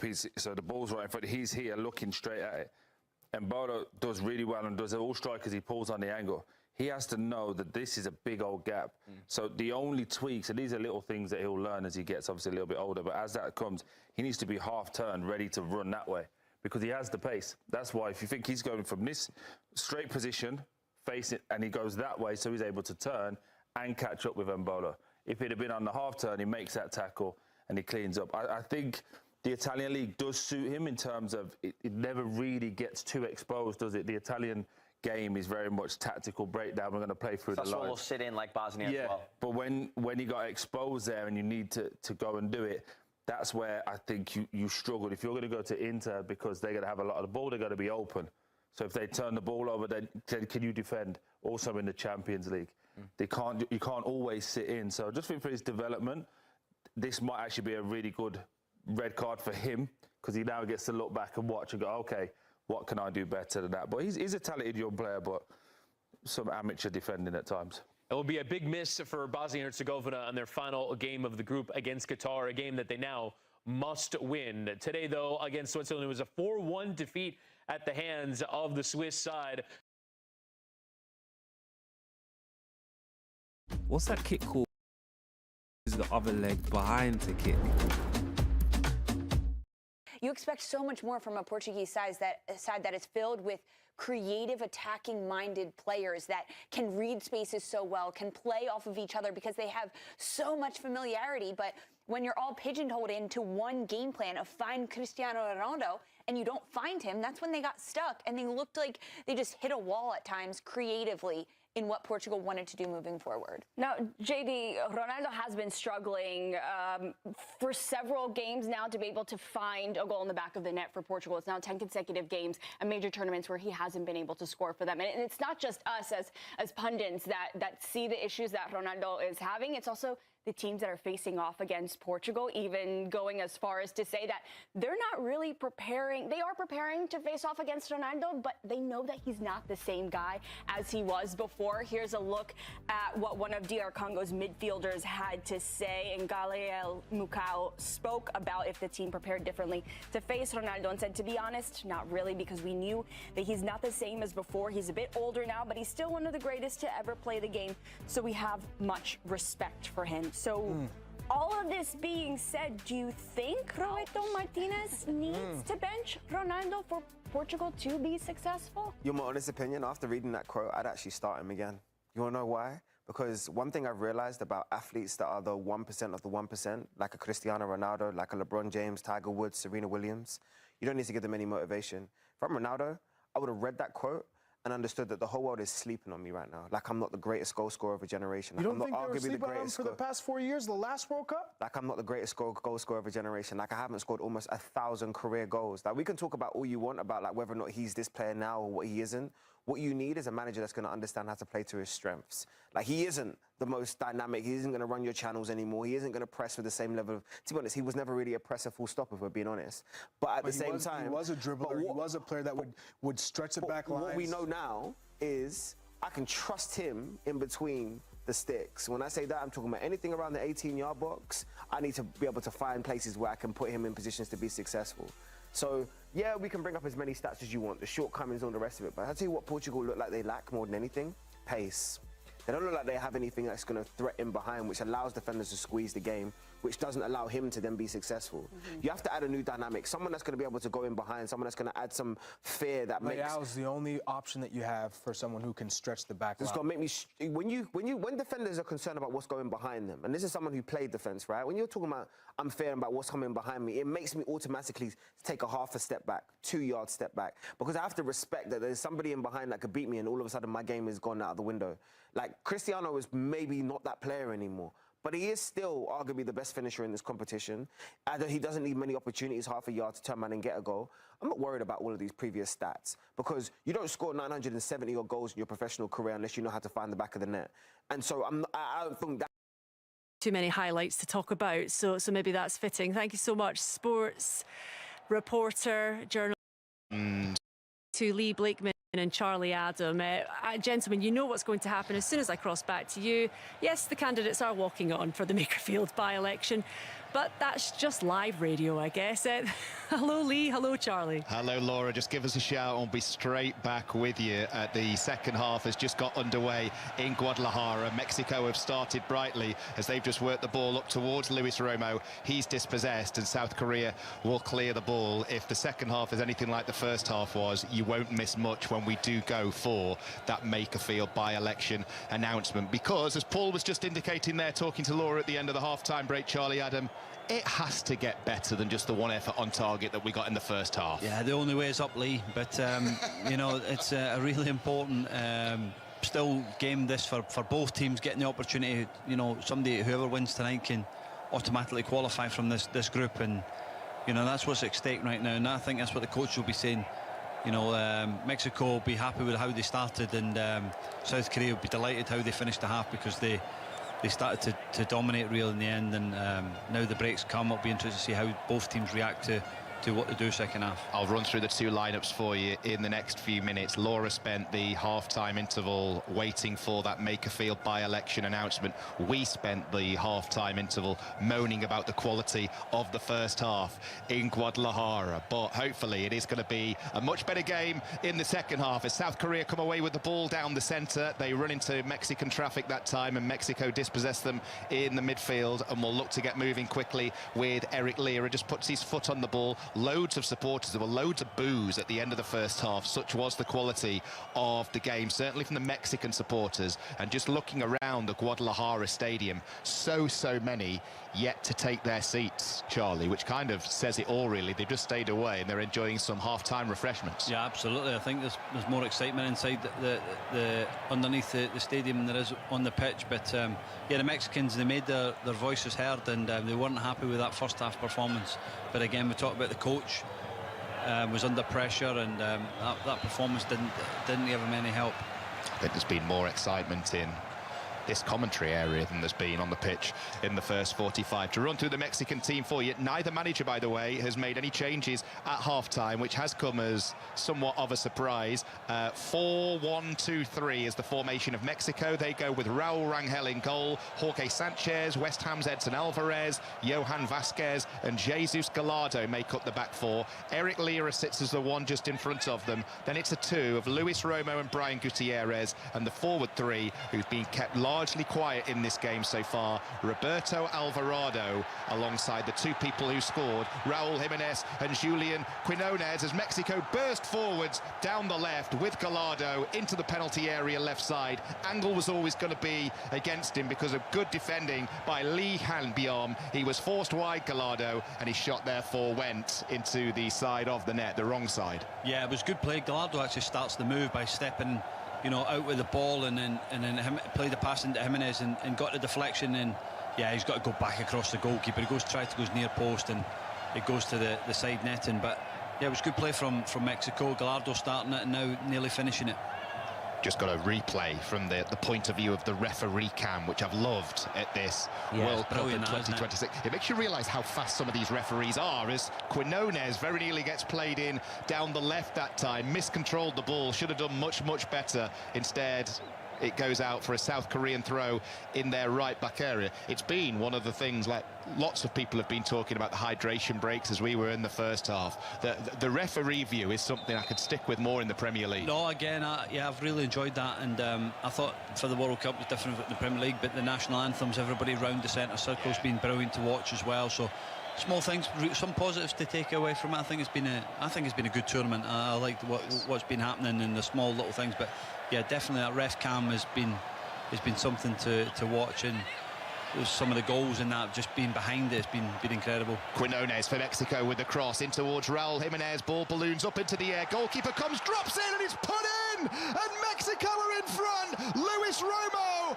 has got the goal. Goalkeeper Kim Seong-ju came a long way to claim the ball. He dropped it on the penalty spot, and Romo was there to stroke it in from 12 yards. And Mexico lead in Guadalajara. They're on their way to 2 wins out of 2 at the start of the World Cup. Mexico 1, South Korea 0. Yeah, the goals come from nothing. It's just a hopeful ball into the box. Goalkeeper comes for it and he drops it. He actually hits off the head of the defender, and it drops in perfect position from Luis Romo, just in the right place at the right time, and it falls to him and he puts it in the back of the net. But there's nothing in it. Nothing in it. Goalkeeper's got to deal with it. It's a high ball. Jimenez heads it. Goalkeeper comes rushing out, and he drops it. Yeah, drops it off the back of Lee Ji-hyuk, and drops straight to Romo, and he finishes it well. Well, that's it. The goalkeeper wants a free kick, but he actually ran into his own player, so that's never going to happen. The goal will stand. Mexico 1, South Korea 0. We're going to leave it there just for a second, and we're going to go for some breaking news from Laura McGee. Laura. Yeah, we have just received the results of the Makerfield by-election with 24,937 votes. Labour's Andy Burnham has won the Makerfield by-election. Reform in second with 15,696. Following the Mexico-South Korea second half, we will bring you the reaction of Andy Burnham following his win. You can listen to BBC Sound's live news audio stream for ongoing coverage.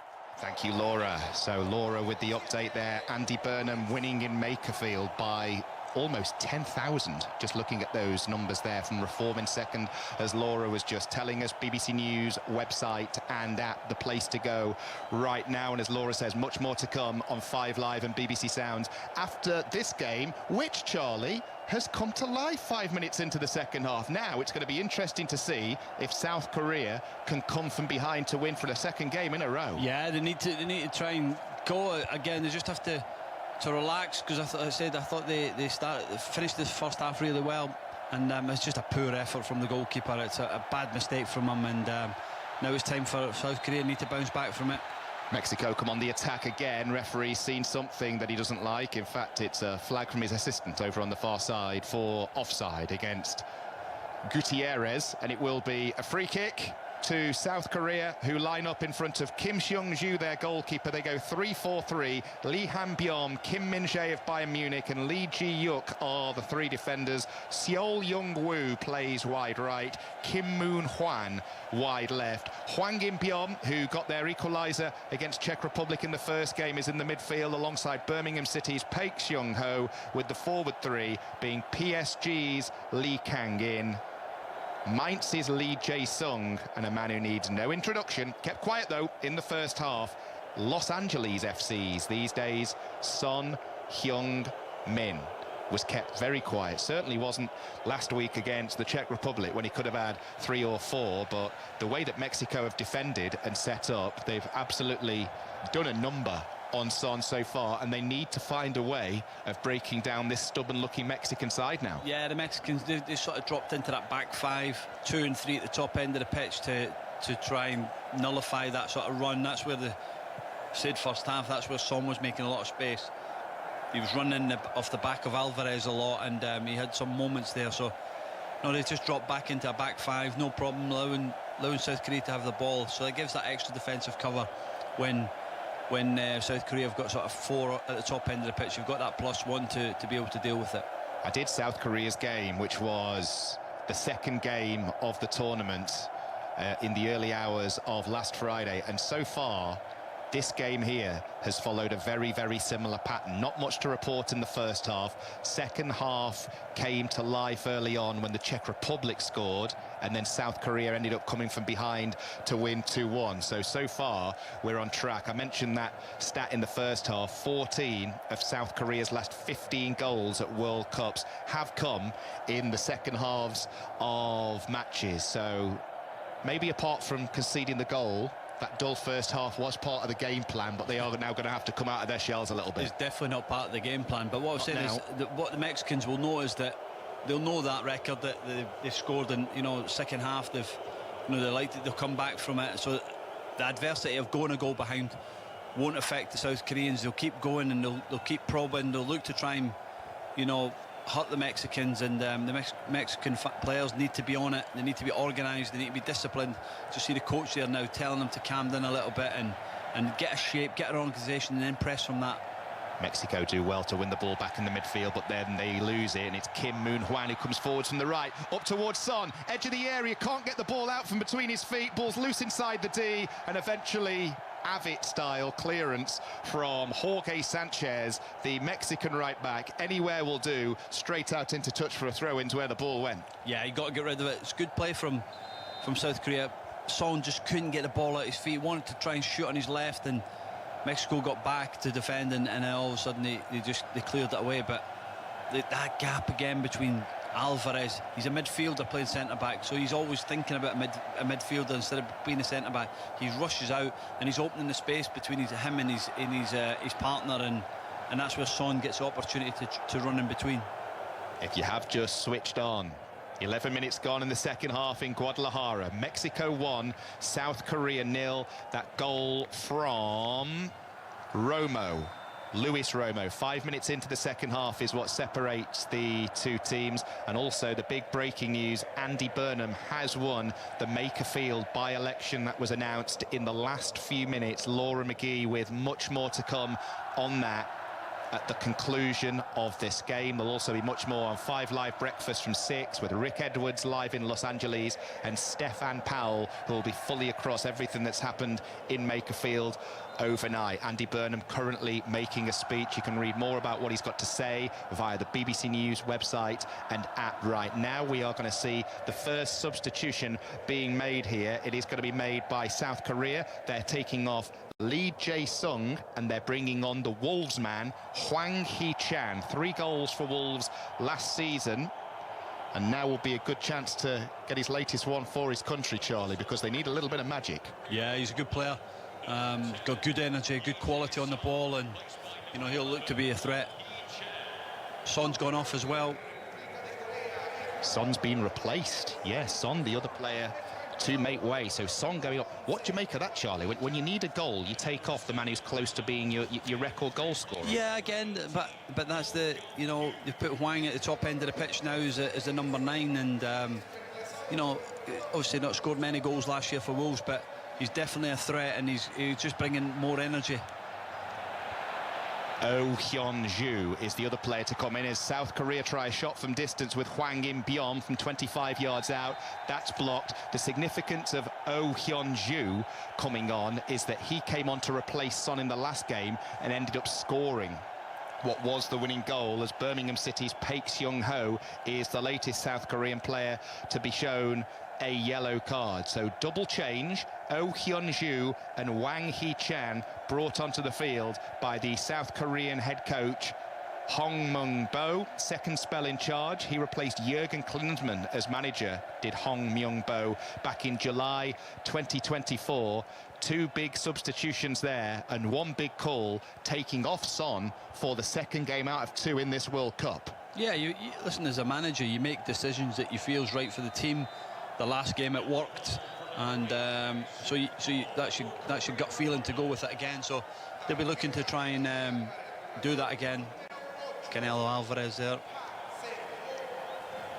Yeah, camera just panning around the stadium at different people in the Guadalajara stadium. Loads haven't returned still from the half-time break. Loads of those people who haven't returned from a Mexican point of view, missing that goal which came 5 minutes into the second half. But now it's all about whether these two South Korean substitutes can have any kind of impact. Oh Hyun-ju and Hwang Hee-chan on for Son and Lee Jae-sung of Mainz. So 2 changes in that attacking 3 of South Korea. They've got the ball amongst their back 3 at the moment. Mexico 1, South Korea 0 as we tick towards the hour mark in Guadalajara. They've got to start ticking, moving into the final third now, Charlie. South Korea, they're going to be forced to come out. It'll be keen to see if they can, because of the way that Mexico have set up. They're so well drilled. Might not be easy on the eye, but it's so effective, that Mexican setup. Yeah, it's so difficult to play against a back 5. There's no space really in terms of in between positions, but what you have to do is when centre-backs, outside centre-backs definitely step, Sanchez looking to step in, and Vasquez, they'll look to step in. It's making sure that you're getting runs from out to in, so the wingers are trying to run between full-back and that centre-back when it's locked, because what's happening is Edson Alvarez, he's not covering the space quick enough, so the gap is big enough for you to run through. And looking to say, when you've got quality players on the ball of Lee Kang-in, he's got quality to make things happen, so he'll be looking for that sort of type of pass where he did in the first half and nearly got a couple of players in as well. South Korea go back to their goalkeeper, who was at fault for the goal, came for a high ball in the penalty area on the spot, ran into his own defender, dropped the ball, and it was stroked in from 12 yards out by Luis Romo. And that is what separates the two teams at the moment. The two players coming on for South Korea. Wolves is Hwang Hee-chan. I mentioned 3 goals for Wolves last season. His last one, though, was on the 3rd of January. So he's gone some time without finding the back of the net. He's on the ball at the moment as he breaks down the left, closing in on the Mexican penalty area. Support arrives wide of him. And now what's the referee blowing his whistle for? He's offside flag's gone up on this near side. The other man to come on, Oh Hyun-ju, mentioned that he scored the winner against the Czech Republic 7 days ago. Spent 2 years at Celtic, joined Besiktas in January as well. Scored in his first 3 games for Besiktas. 1 goal in 1 game so far at the 2026 World Cup. And just looking at the disappointed expressions on some of the South Korean supporters' faces, they're desperate for him to make it 2 games out of 2. Yeah, again, I'd say when you make these substitutions, you're hoping that the lads come on and they can make an impact on the game. It's hugely disappointing for the goalkeeper, the mistake that he made. But if you're Mexico, you're delighted because he didn't really get going in this game yet, and you know, they've got the lead now. It's their opportunity to sit and wait for the opportunity to counter-attack and hope that South Korea open up and maybe get that second goal. Break in play because South Korea's Lee Han-byom has just gone down. He's just taken a knock to the face from Raul Jimenez, just back on his feet. Now, you can tell it's not been a classic Mexico performance, A, because they were booed off at half-time, and B, because one of my highlights of the whole World Cup so far was in that opening game. Listening to it on 5 Live, John Murray got so excited that he saw a Mexican wave happen in Mexico. We've not seen a Mexican wave so far tonight in Guadalajara, and that probably just sums up the energy for the most part of this game inside the stadium. But with them now being a goal to the good, Mexico, we might see a wave, Charlie, before the end of the match. Yeah, but again, but that's what I'm saying, is that the supporters are still on edge because they could feel that the game's not finished. You know, South Korea will have opportunities.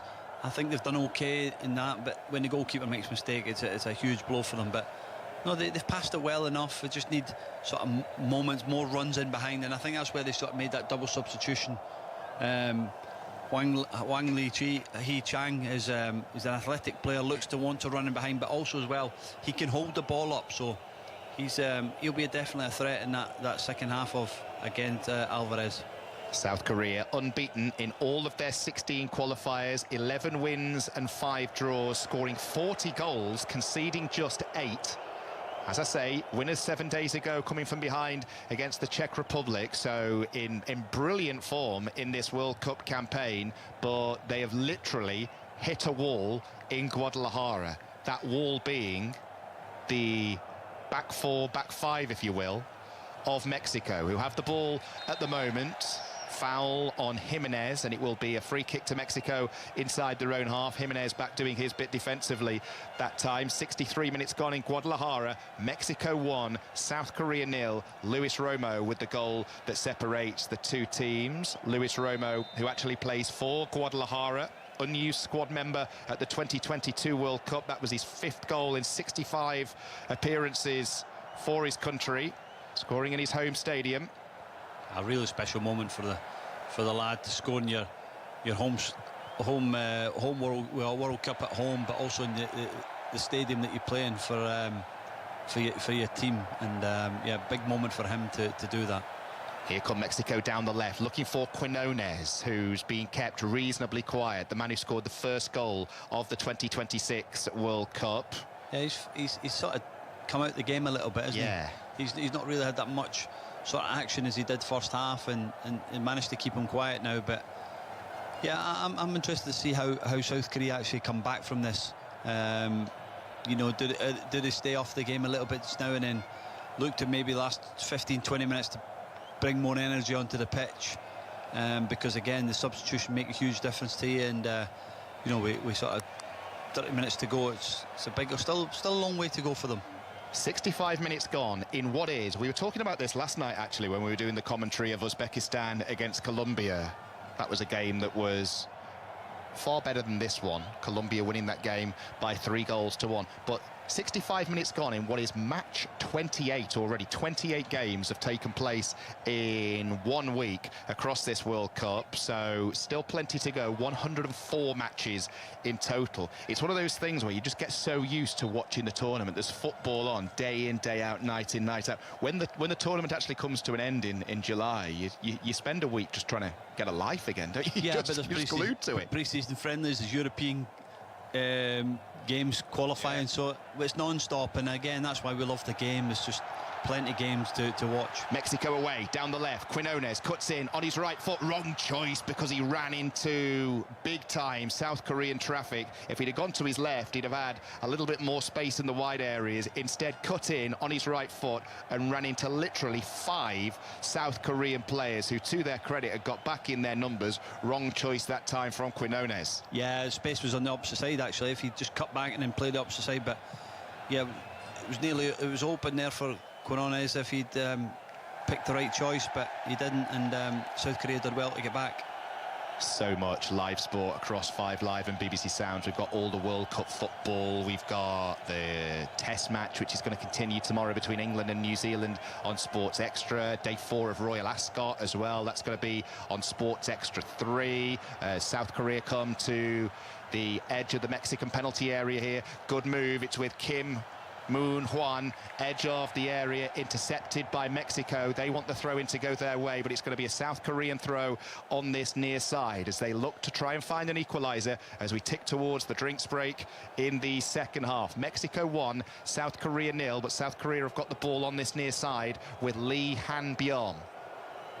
South Korea forced to press as they search for this equaliser. Lee Kang-in of PSG has the ball, and now Lee Han-byong again. Ball to the right. Good interception that time by Jesus Gallardo, who had that chance for Mexico at the start of the second half. South Korea with another throw. which will be taken in 3 minutes' time after the hydration break. So interested, Charlie. I mean, the second half's been noticeably much better than the first. That's not saying much. But the Mexico goal, 5 minutes after half-time, completely changing the layout of this match now. Yeah, absolutely. And that was a poor goal from South Korea's choice. But what we did say first half was after this break, this is when South Korea started to get more into the game and started to get a lot of the ball. So be interesting to see how this this hydration break works for Mexico this time, because in the first half they didn't come out as quick as they did the first half. So no, I still think there's moments in the game for South Korea if they can get the right, right pass, right little bit of quality. Lee Kang-in is is a player that's trying to get on the ball. He's trying to make things happen for his team. We just hope that one chance could fall for Hwang Hee-chang and he can finish it. But no, I still think they're in the game, and there is definitely going to be opportunities for them. Well, while Charlie has his own hydration break, I can bring you up to date with everything else that's been going on in the world of sport over the last few hours. So far at the World Cup, the action started in Atlanta in Group A. Late South Africa penalty, earning them a 1-1 draw with the Czech Republic. In Group B, Switzerland beat Bosnia and Herzegovina 4-1 in LA. All the goals coming in the final 20 minutes of the game. And as we heard immediately before this match in Vancouver, co-host Canada thrashing 9-man Qatar 6-0 to all but guarantee their spot in the knockout stages. In other football news, Tottenham have announced the £52 million signing of the Dutch defender Jan-Paul van Hecke from Brighton. Liverpool have signed Spanish winger Victor Munoz from Osasuna for £34 million. In cricket, England have work to do in the second test against New Zealand at Trent Bridge. England closing on 222 for 6. They still trail, though, by 169. And it's been reported today that Ben Stokes could return as captain for the third test next week. Stokes is in Durham's squad for their county championship match, which starts later today. At the Women's T20 World Cup, Scotland suffered a heartbreaking defeat, losing by just 7 runs to the West Indies. And in golf, American Wyndham Clark leads the US Open at the end of the first round. He finished on 6 under. Rory McIlroy ended on 1 under. All the latest sports news available right now via the BBC Sport website and app. If you go to the BBC News website and app, you can get the latest from Makerfield. Andy Burnham winning the Makerfield by-election for Labour. As I say, all the reaction, including quotes from Andy Burnham, available on the app right now. Laura McGee will have loads of reaction on 5 Live at the conclusion of this game. Mexico are going to make 2 changes here. They're going to bring on their number 17, who is Orbelin Pineda, and number 18, who is Obed Vargas of Atletico Madrid. So double change, Pineda and Vargas coming on. And the 2 to make way. The goal scorer, Luis Romo's gone off, as has Brian Gutierrez. So a couple of changes there, Charlie, just to freshen things up more than anything else for Mexico. Yeah, absolutely. Again, get fresh legs on with this humidity and the heat to try and freshen it up, and South Korea making changes as well. Yeah, they're gonna bring on momentarily South Korea their number 20, Yang Hyun-jun of Celtic. 10 goals for Celtic last season. Just 9 caps, playing in his first World Cup, so a recognisable name coming on in the South Korean team as well, as they make a change. Double change made by Mexico, which we just told you about. Game restarts following that hydration break. And a third change has been made as well, or a second change, sorry, has been made by South Korea. They've brought on the Swansea man, Ji-sung. 3 goals and 48 appearances for Swansea last season. So both teams making a double change as we go into the final quarter of this game, Charlie. Yeah, the lad from South, Yang Hyun-jun, he did well for Celtic last year, the sort of back end of the season, and scored some big goals for them. And he's got real speed, good power in terms of pressing and getting after the ball. So again, positive change from South Korea coach, and trying to make a difference with sort of last period of the game and and looking to try and get that equaliser. So 2 recognisable names coming on then for South Korea. 1 player from Swansea, Ji-sung. 1 player for Celtic, Yang Hyun-jun. The players to make way, Kim Moon-hwan, who came in as the only change for South Korea from the side that started against the Czech Republic 7 days ago, and Seol Young-woo has also made way. So both wide players being changed for South Korea. 72.5 minutes on the clock. If you have just switched on, hello, good morning. It's 5 Live and BBC Sounds. Mexico leading South Korea by 1-0. The goal scorer, Luis Romo, just going off, capitalising on a big drop by the South Korean goalkeeper Kim Seong-ju. Come for a high ball on the penalty spot, fumbled it, and it was a simple stroke home for Luis Romo from 12 yards out. And it's Mexico who have the ball with Quinones on this near side. Runs into South Korean traffic, but they can't make it stick, and Mexico have the ball back with Gallardo down the left. He gets clattered, and Mexico will have a free kick midway inside the South Korean half. And Mexico will just take this opportunity, Charlie, just to waste a few more seconds now as we go into the closing stages of this game in Guadalajara. Yeah, Yang just making a foul there on Gallardo there, so no, just taking the time, taking moments. Coach now just trying to wave, get up, trying to tell his player to get up. No, these are the moments you just take your time, set it up, look to put it in the box. No need to rush. Mexico down the left again with Gallardo, who gets clattered for a second time. Won a free kick last time, doesn't this time, according to our referee Gustavo Tejera from Uruguay. That one looked more of a nailed-on free kick than the first, but there you go. We're sitting here with microphones. He's down there as a qualified referee. Ball with Mexico inside the centre circle with the substitute Vargas. Back to Gallardo on this near side. Mexico leading on 5 Live and BBC Sounds by 1-0. And what that means in the context of this game, Mexico are going to go through to the knockout stages if they can hold on to these 3 points as they try and play in Quinones down the left. Too much on the pass. Ball goes behind for a goal kick to South Korea. So just looking at the live Group A table, as things stand, all of the teams will have played 2. Mexico with 6 points. South Korea second with 3, Czech Republic third with 1, South Africa fourth with 1. So Mexico guaranteed to go through to the knockout stages if they can hold on to this 1-0 lead. Quinones with a cross here in towards Jimenez. Good save by the goalkeeper. That was a good ball by Quinones, saved by the keeper at his near post. Then Jimenez, in trying to recover the situation during the second phase, is penalised for a foul. He claps his hands and looks up at the sky as he walks away, because he knows that was a massive chance to get his second goal of the tournament and to wrap up this game. Goalkeeper at his near post, Charlie Adam, made himself very big. Yeah, it's a lovely ball from Quinones. It's the first time he's done sort of second half, really made an impact on it. But it's a lovely touch from Jimenez, and it was in the end just stretching, but it was a good save from the goalkeeper, made up for his mistake earlier. But yeah, it was a lovely ball for Quinones over that back post to Jimenez. 15 minutes to go. Games come to life, certainly in the second half compared with the first. It's been a much better watch in Guadalajara. Mexico leading. What can South Korea do about it? They were very nearly out of it. Yeah, it's the energy. The substitutes make a huge difference, isn't it? It's what a pass. Yeah, long ball down the South Korean right. Ball pulled across the 6 yards area, and it was so close to an equaliser. Now a man's gone down in the box. Was that a foul? No, says the referee. None of it matters anyway, because the offside flag has gone up on this near side against Lee Kang In fact, it was the earlier phase. It's the Celtic player Yang Hyun-jun who was just caught offside down the right. Ball across the 6 yards area towards Lee Kang-in, who was sliding in and very, very nearly got there. Yeah, it's brilliant movement from Yang. Comes short, pulls Gallardo in behind, and he just strays offside. Lee Kang-in actually goes with the wrong foot. I think he could have went with his left foot, but it was good movement. That threat in behind from Yang was very, very good, and I've seen it a few times at Celtic this year where he's done that. He's got power, he's got pace to run in behind, and yeah, he's a threat.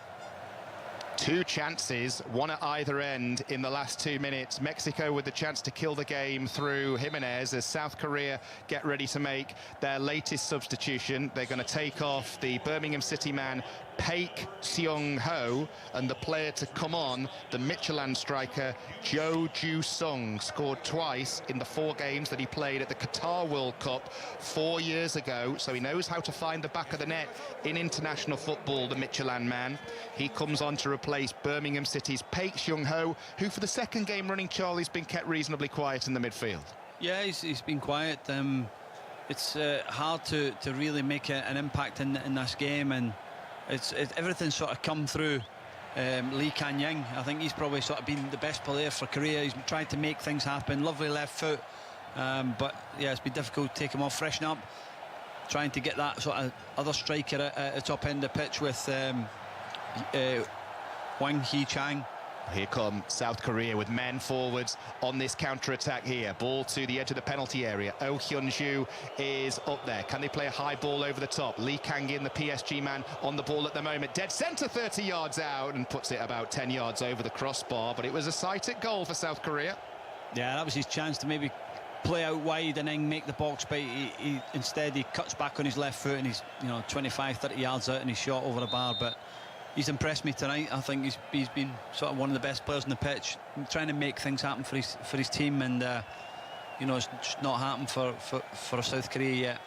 Mexico getting ready to make another substitution. Substitutions coming thick and fast now. They're getting ready to bring on Santiago Jimenez of AC Milan during the next break in play. So Santiago Jimenez wearing shirt number 11, standing by. What I did love when that shot cleared the crossbar there, the joy on the face of a Mexican supporter who caught the match ball behind that goal. You would have thought he'd won the lottery, I'll be honest with you. He caught the match ball. He looked so happy with himself. It is, I mentioned this when I was doing the South Korea-Czech Republic game last week, it is an excellent looking match ball that we've got at this FIFA World Cup. As a nerd, like, it's just superb. Multicolours, greens, reds, blues, blacks, it looks great. Yeah, hopefully he's kept it. A good souvenir to walk at the game of, but no, I think it's, like I said before, I think it's been a brilliant spectacle so far this World Cup. There's been some good games, some been poor games, but overall I think it's been an experience to actually watch it and commentate on. It's been very, very good.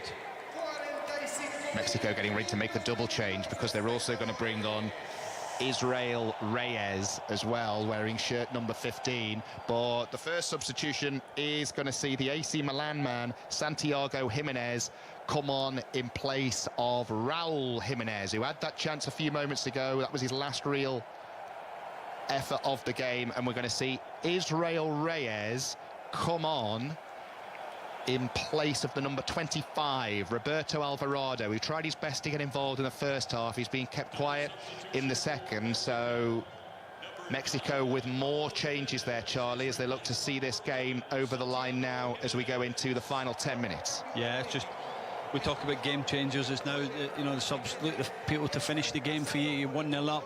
Now they need to make an impact from the bench to see this game out, and that'll make Mexico qualify from this group with a game to go.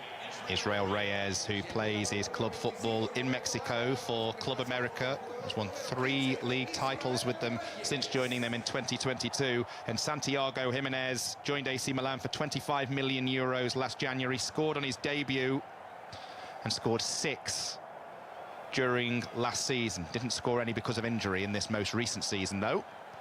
He's on to try and have an impact for Mexico. And as we were saying a few moments ago, when Raul Jimenez had that chance, one more goal for Mexico will not only see them win the game, but we'll see them qualify for the knockout stages as Mexico go long towards Santiago Jimenez, looking to get his first touch of the game. Just a little bit too much on that, and the ball carries all the way through to Kim Seong-ju. Next live commentary is on 5 Live and BBC Sounds tomorrow. We've seen one host country, Canada, win their second group game 6-0 against Qatar.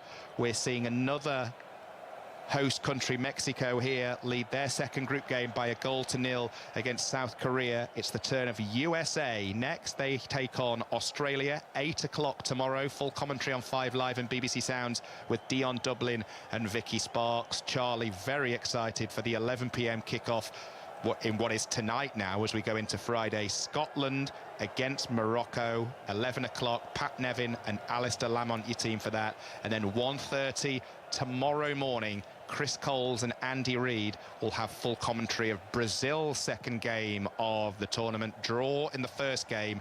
They take on Haiti, 1:30 kickoff tomorrow. So games coming thick and fast, all of them covered for you on 5 Live and BBC Sounds. Full commentary of 92 of the 104 matches at this biggest ever World Cup. 8 minutes to go plus stoppage time in Guadalajara. Mexico 1, South Korea 0. 18 minutes to 4 across the UK. 18 minutes to 9 in Guadalajara. South Korea have the ball in the centre circle with a Bayern Munich defender, Kim Min-jae. Keeps it moving to Lee Han-byom. South Korea desperately trying to find an equaliser, but have yet to have a shot on target in this game. And Mexico pick their pockets and come away with the ball on the halfway line with the substitute Piniad, wearing shirt number 17, goes back into his own half and gives it to Edson Alvarez, the West Ham man who spent the last season on loan at Fenerbahce. Mexico will go back to their goalkeeper and they'll just keep the ball and waste as much time as they can, because they're on the way to back-to-back wins, Charlie, and back-to-back clean sheets as well. Yeah, it's, let's say, second half been a much better performance than it was first half, but you know, I still say South Korea, the energy's still there, the enthusiasm to go and press and aggressive. The fitness of the South Koreans has been immaculate, and they're still looking to try and get yourself back in the game. And this is not over yet. They're still looking to try and hopefully create one moment that can get them there. You've seen that with when Yang come on with that running behind. So they'll be looking to hopefully he can do something in the next sort of 5-10 minutes before the end of the game.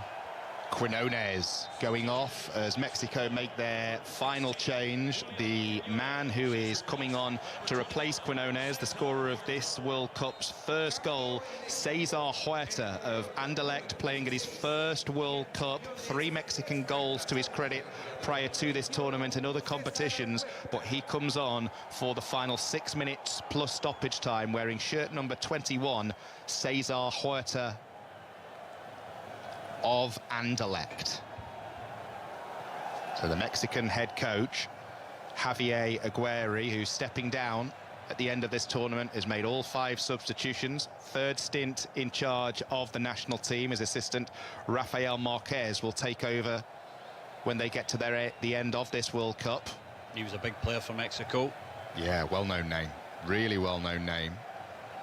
As the ball at the moment is with the current Mexican goalkeeper, Raul Rangel, who's hardly been tested all evening in Guadalajara. As we mentioned a few moments ago, no shots on target so far for South Korea. As Mexico have the ball in the midfield. One more game, we'll see, one more goal will wrap up this game and see them through to the knockout stages. Shot from distance, good save! Really good save by Kim Seung-ju, flying away to his left to deny the substitute Obed Vargas, who caught that brilliantly from 20 yards out. Yeah, it's a lovely ball into Santiago Jimenez. Defender blocks it, heads it down, and Vargas comes onto it and has a lovely strike and down to the left-hand side. It's a good save from the goalkeeper. I love it when you see a goalkeeper fly to one side with a really strong hand, and that was an excellent strong hand to just pour the ball away. Yeah, it was an excellent save. He struck it well, Vargas, and no, it was a good save from the goalkeeper. Just parried it back in. He managed to get hold of it after that. Mexico looking to seal this game with a second goal, but they need to be careful not to get caught down the other end. They nearly did, but Cesar Huerta, who's just come on, dribbles the ball clear just in the nick of time, under pressure from 2 South Korean players there. Oh, nearly gets in there. It's just nearly nicked in front of the midfielder there to get on the ball of Vargas, but he did well to recover that. 4 minutes to go plus stoppage time. Just that narrow 1-goal lead for Mexico. Any slips at the back could allow South Korea in. I mentioned South Korea's form earlier. Won their opener against the Czech Republic and were unbeaten in all 16 of their World Cup qualifiers, scoring 40 goals along the way. They're no pushovers, South Korea, ranked 25th in the world, 10 places behind Mexico in the official world rankings. And there hasn't been too much to choose between these two teams across the course of the 86.5 minutes that we've seen so far. It's literally been just that tiny bit more quality in the final third that's been telling for Mexico. Yeah, it's just a goalkeeping error really. It's just cost them the game. I think overall, you know, South Korea have had a lot of the ball, but not really done much with it. South Korea with a cross from the left, header goes in, good save, can it be put over the line? It can't, it's saved on the line by Raul Rangel, just as Cho Ju-sung, the substitute, looked to poke it in from a yard out. Great ball in the first place, though, to cause carnage. Yeah, I said Lee, they need one big chance to create, and that was a lovely ball, just shaped in there. And Cho Gi-sung just heads it, doesn't get enough power on it, and it's a brilliant save from the goalkeeper. But again, it's a lovely ball, gets in between centre-back and full-back, and he just didn't make proper connection with it. Cho Ju-sung headed it down 4 yards out. Goalkeeper saved it on the line, and then as the ball went loose, he regathered it at the second time of asking, clattering his own defender, Johan Vasquez, in the process, but it looked like it was going to balloon over him because the keeper, having made the first save, was on the ground, having saved the header. Ball went loose, came back at him, and as it looked like it was going to go over him, he rose out of nowhere, got clattered by his own defender. Brave goalkeeping. He's just receiving some treatment at the moment. He gets a pat on the leg from teammate Israel Reyes because he put his body on the line there, and he keeps it at 1-0 Mexico. Yeah, that was the big moment, that was the big chance, and he doesn't really connect with it well. He doesn't get enough power on it. It's a lovely ball in, and it's a good save from the goalkeeper, and to be fair, the second rebound just goes straight into his hands, but it was a big chance for South Korea. Two good pieces of goalkeeping in the last few minutes, because we've just got a look at the replay that denied Vargas. Great save by Kim Seong-ju just a couple of minutes before that. Vargas striking the ball brilliantly from 20 yards out for Mexico. And we're into the final 90 seconds plus stoppage time now in Guadalajara. Is that the chance, or is there one more for South Korea? You do wonder. Well, there's still time, and that was to say that they had that overload at the back post there. And Cho Gi-sung nearly got that. It was just a brilliant ball in there, and his header's got to go back. He probably too close to the goalkeeper, maybe he could have went back across the goal a little bit, but that was an unbelievable ball, and now he's applauding his teammate, but there's still a chance to maybe create something else now. I mentioned when he came on as a substitute, Cho Ju-sung scored twice at the last World Cup in Qatar 4 years ago. Very, very nearly opened his account, stopped on the line by Raul Rangel. And to just give the goalkeeper a little bit more credit, we were having a laugh at different goalkeepers' expense in the first half. That's the first real thing he's had to do in the whole match, and it came in the 88th minute. Yeah, again, that's the saying is when your goalkeeper's alert and he's still switched on at this time of the game, and it's a brilliant save. Could be the big save to qualify Mexico for the next stage. It's all about how long is going to be added on for stoppages by the fourth official on this near side now as we tick towards the 90 minutes. Mexico, are they going to get a free kick for a foul in the midfield? No, they'll get a throw-in, though, on this near side, just in front of the South Korean technical area. 90 minutes are up. Fourth official is standing by. And we're just waiting to see how long we're going to get. That is 6 minutes to be added on at the end of the game in Guadalajara. 6 minutes for South Korea to find a goal. If they don't, Mexico will have qualified for the last 32 of the World Cup, as Mexico themselves come forwards here looking for a second goal to secure the 3 points. Yeah, it's now about having a good shape, good organisation, not doing anything silly, just clearing your lines, getting hold of the ball. But again, if you've got Alvarez making sure that he's organised his team as a leader, as a captain, making sure we're disciplined and we don't go chasing and we're opening things up, because South Korea will just look to be putting balls in the box. We need to defend. Box defending needs to be strong and need to go and win every ball. Edson Alvarez, he's struggled with injury while on loan at Fenerbahce, on loan from West Ham. He has led by example at the back of a really well organised back line, or at the heart of a really well organised back line of Mexico, as South Korea sending across from the left, deflected behind. Mexico with some defending to do here. We'll see how well organised that back line is now, because they're going to have to defend what I make to be the first South Korean corner of the game. Yeah, it was good play going on the outside. I think when you've got left foot and the right foot playing the inside, they want to come on the inside, don't want to go on the outside, and the lad goes on the outside there and gets his first corner. First corner to South Korea, and it's come in the 92nd minute. An away swinger from the South Korea left. In it goes towards the 6 yards area and headed wide in the end of the target by Lee Hyun-byom, who come forwards from the back. And he'll look at that. He rose above Vasquez. Wasn't exactly a free header, but he had a clear sight at it. No, it's a lovely ball in there, and the right centre back goes and wins it, Lee Hyun-byom, and he just gets above it too much and ends up putting it wide. But it was a decent enough chance for him. 2 minutes of the 4, or 2 minutes of the 6 rather, have elapsed. Mexico 1, South Korea 0 on 5 Live and BBC Sounds. We'll be back with Laura McGee at 4 o'clock. She'll have all the reaction to the big breaking news of the last hour. Andy Burnham winning the Makerfield by-election for Labour. So a big night for the Labour Party in one sense. What happens next when it comes to the leadership?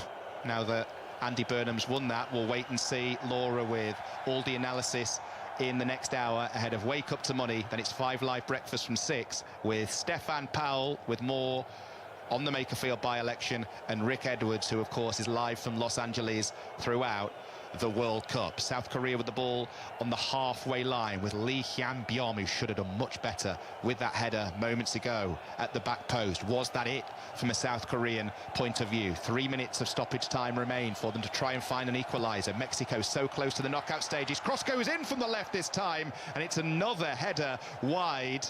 This time it was Cho Ju-sung. Did it take a deflection on the way through? Yes, it did, and South Korea will have their second corner in quick succession, like London buses.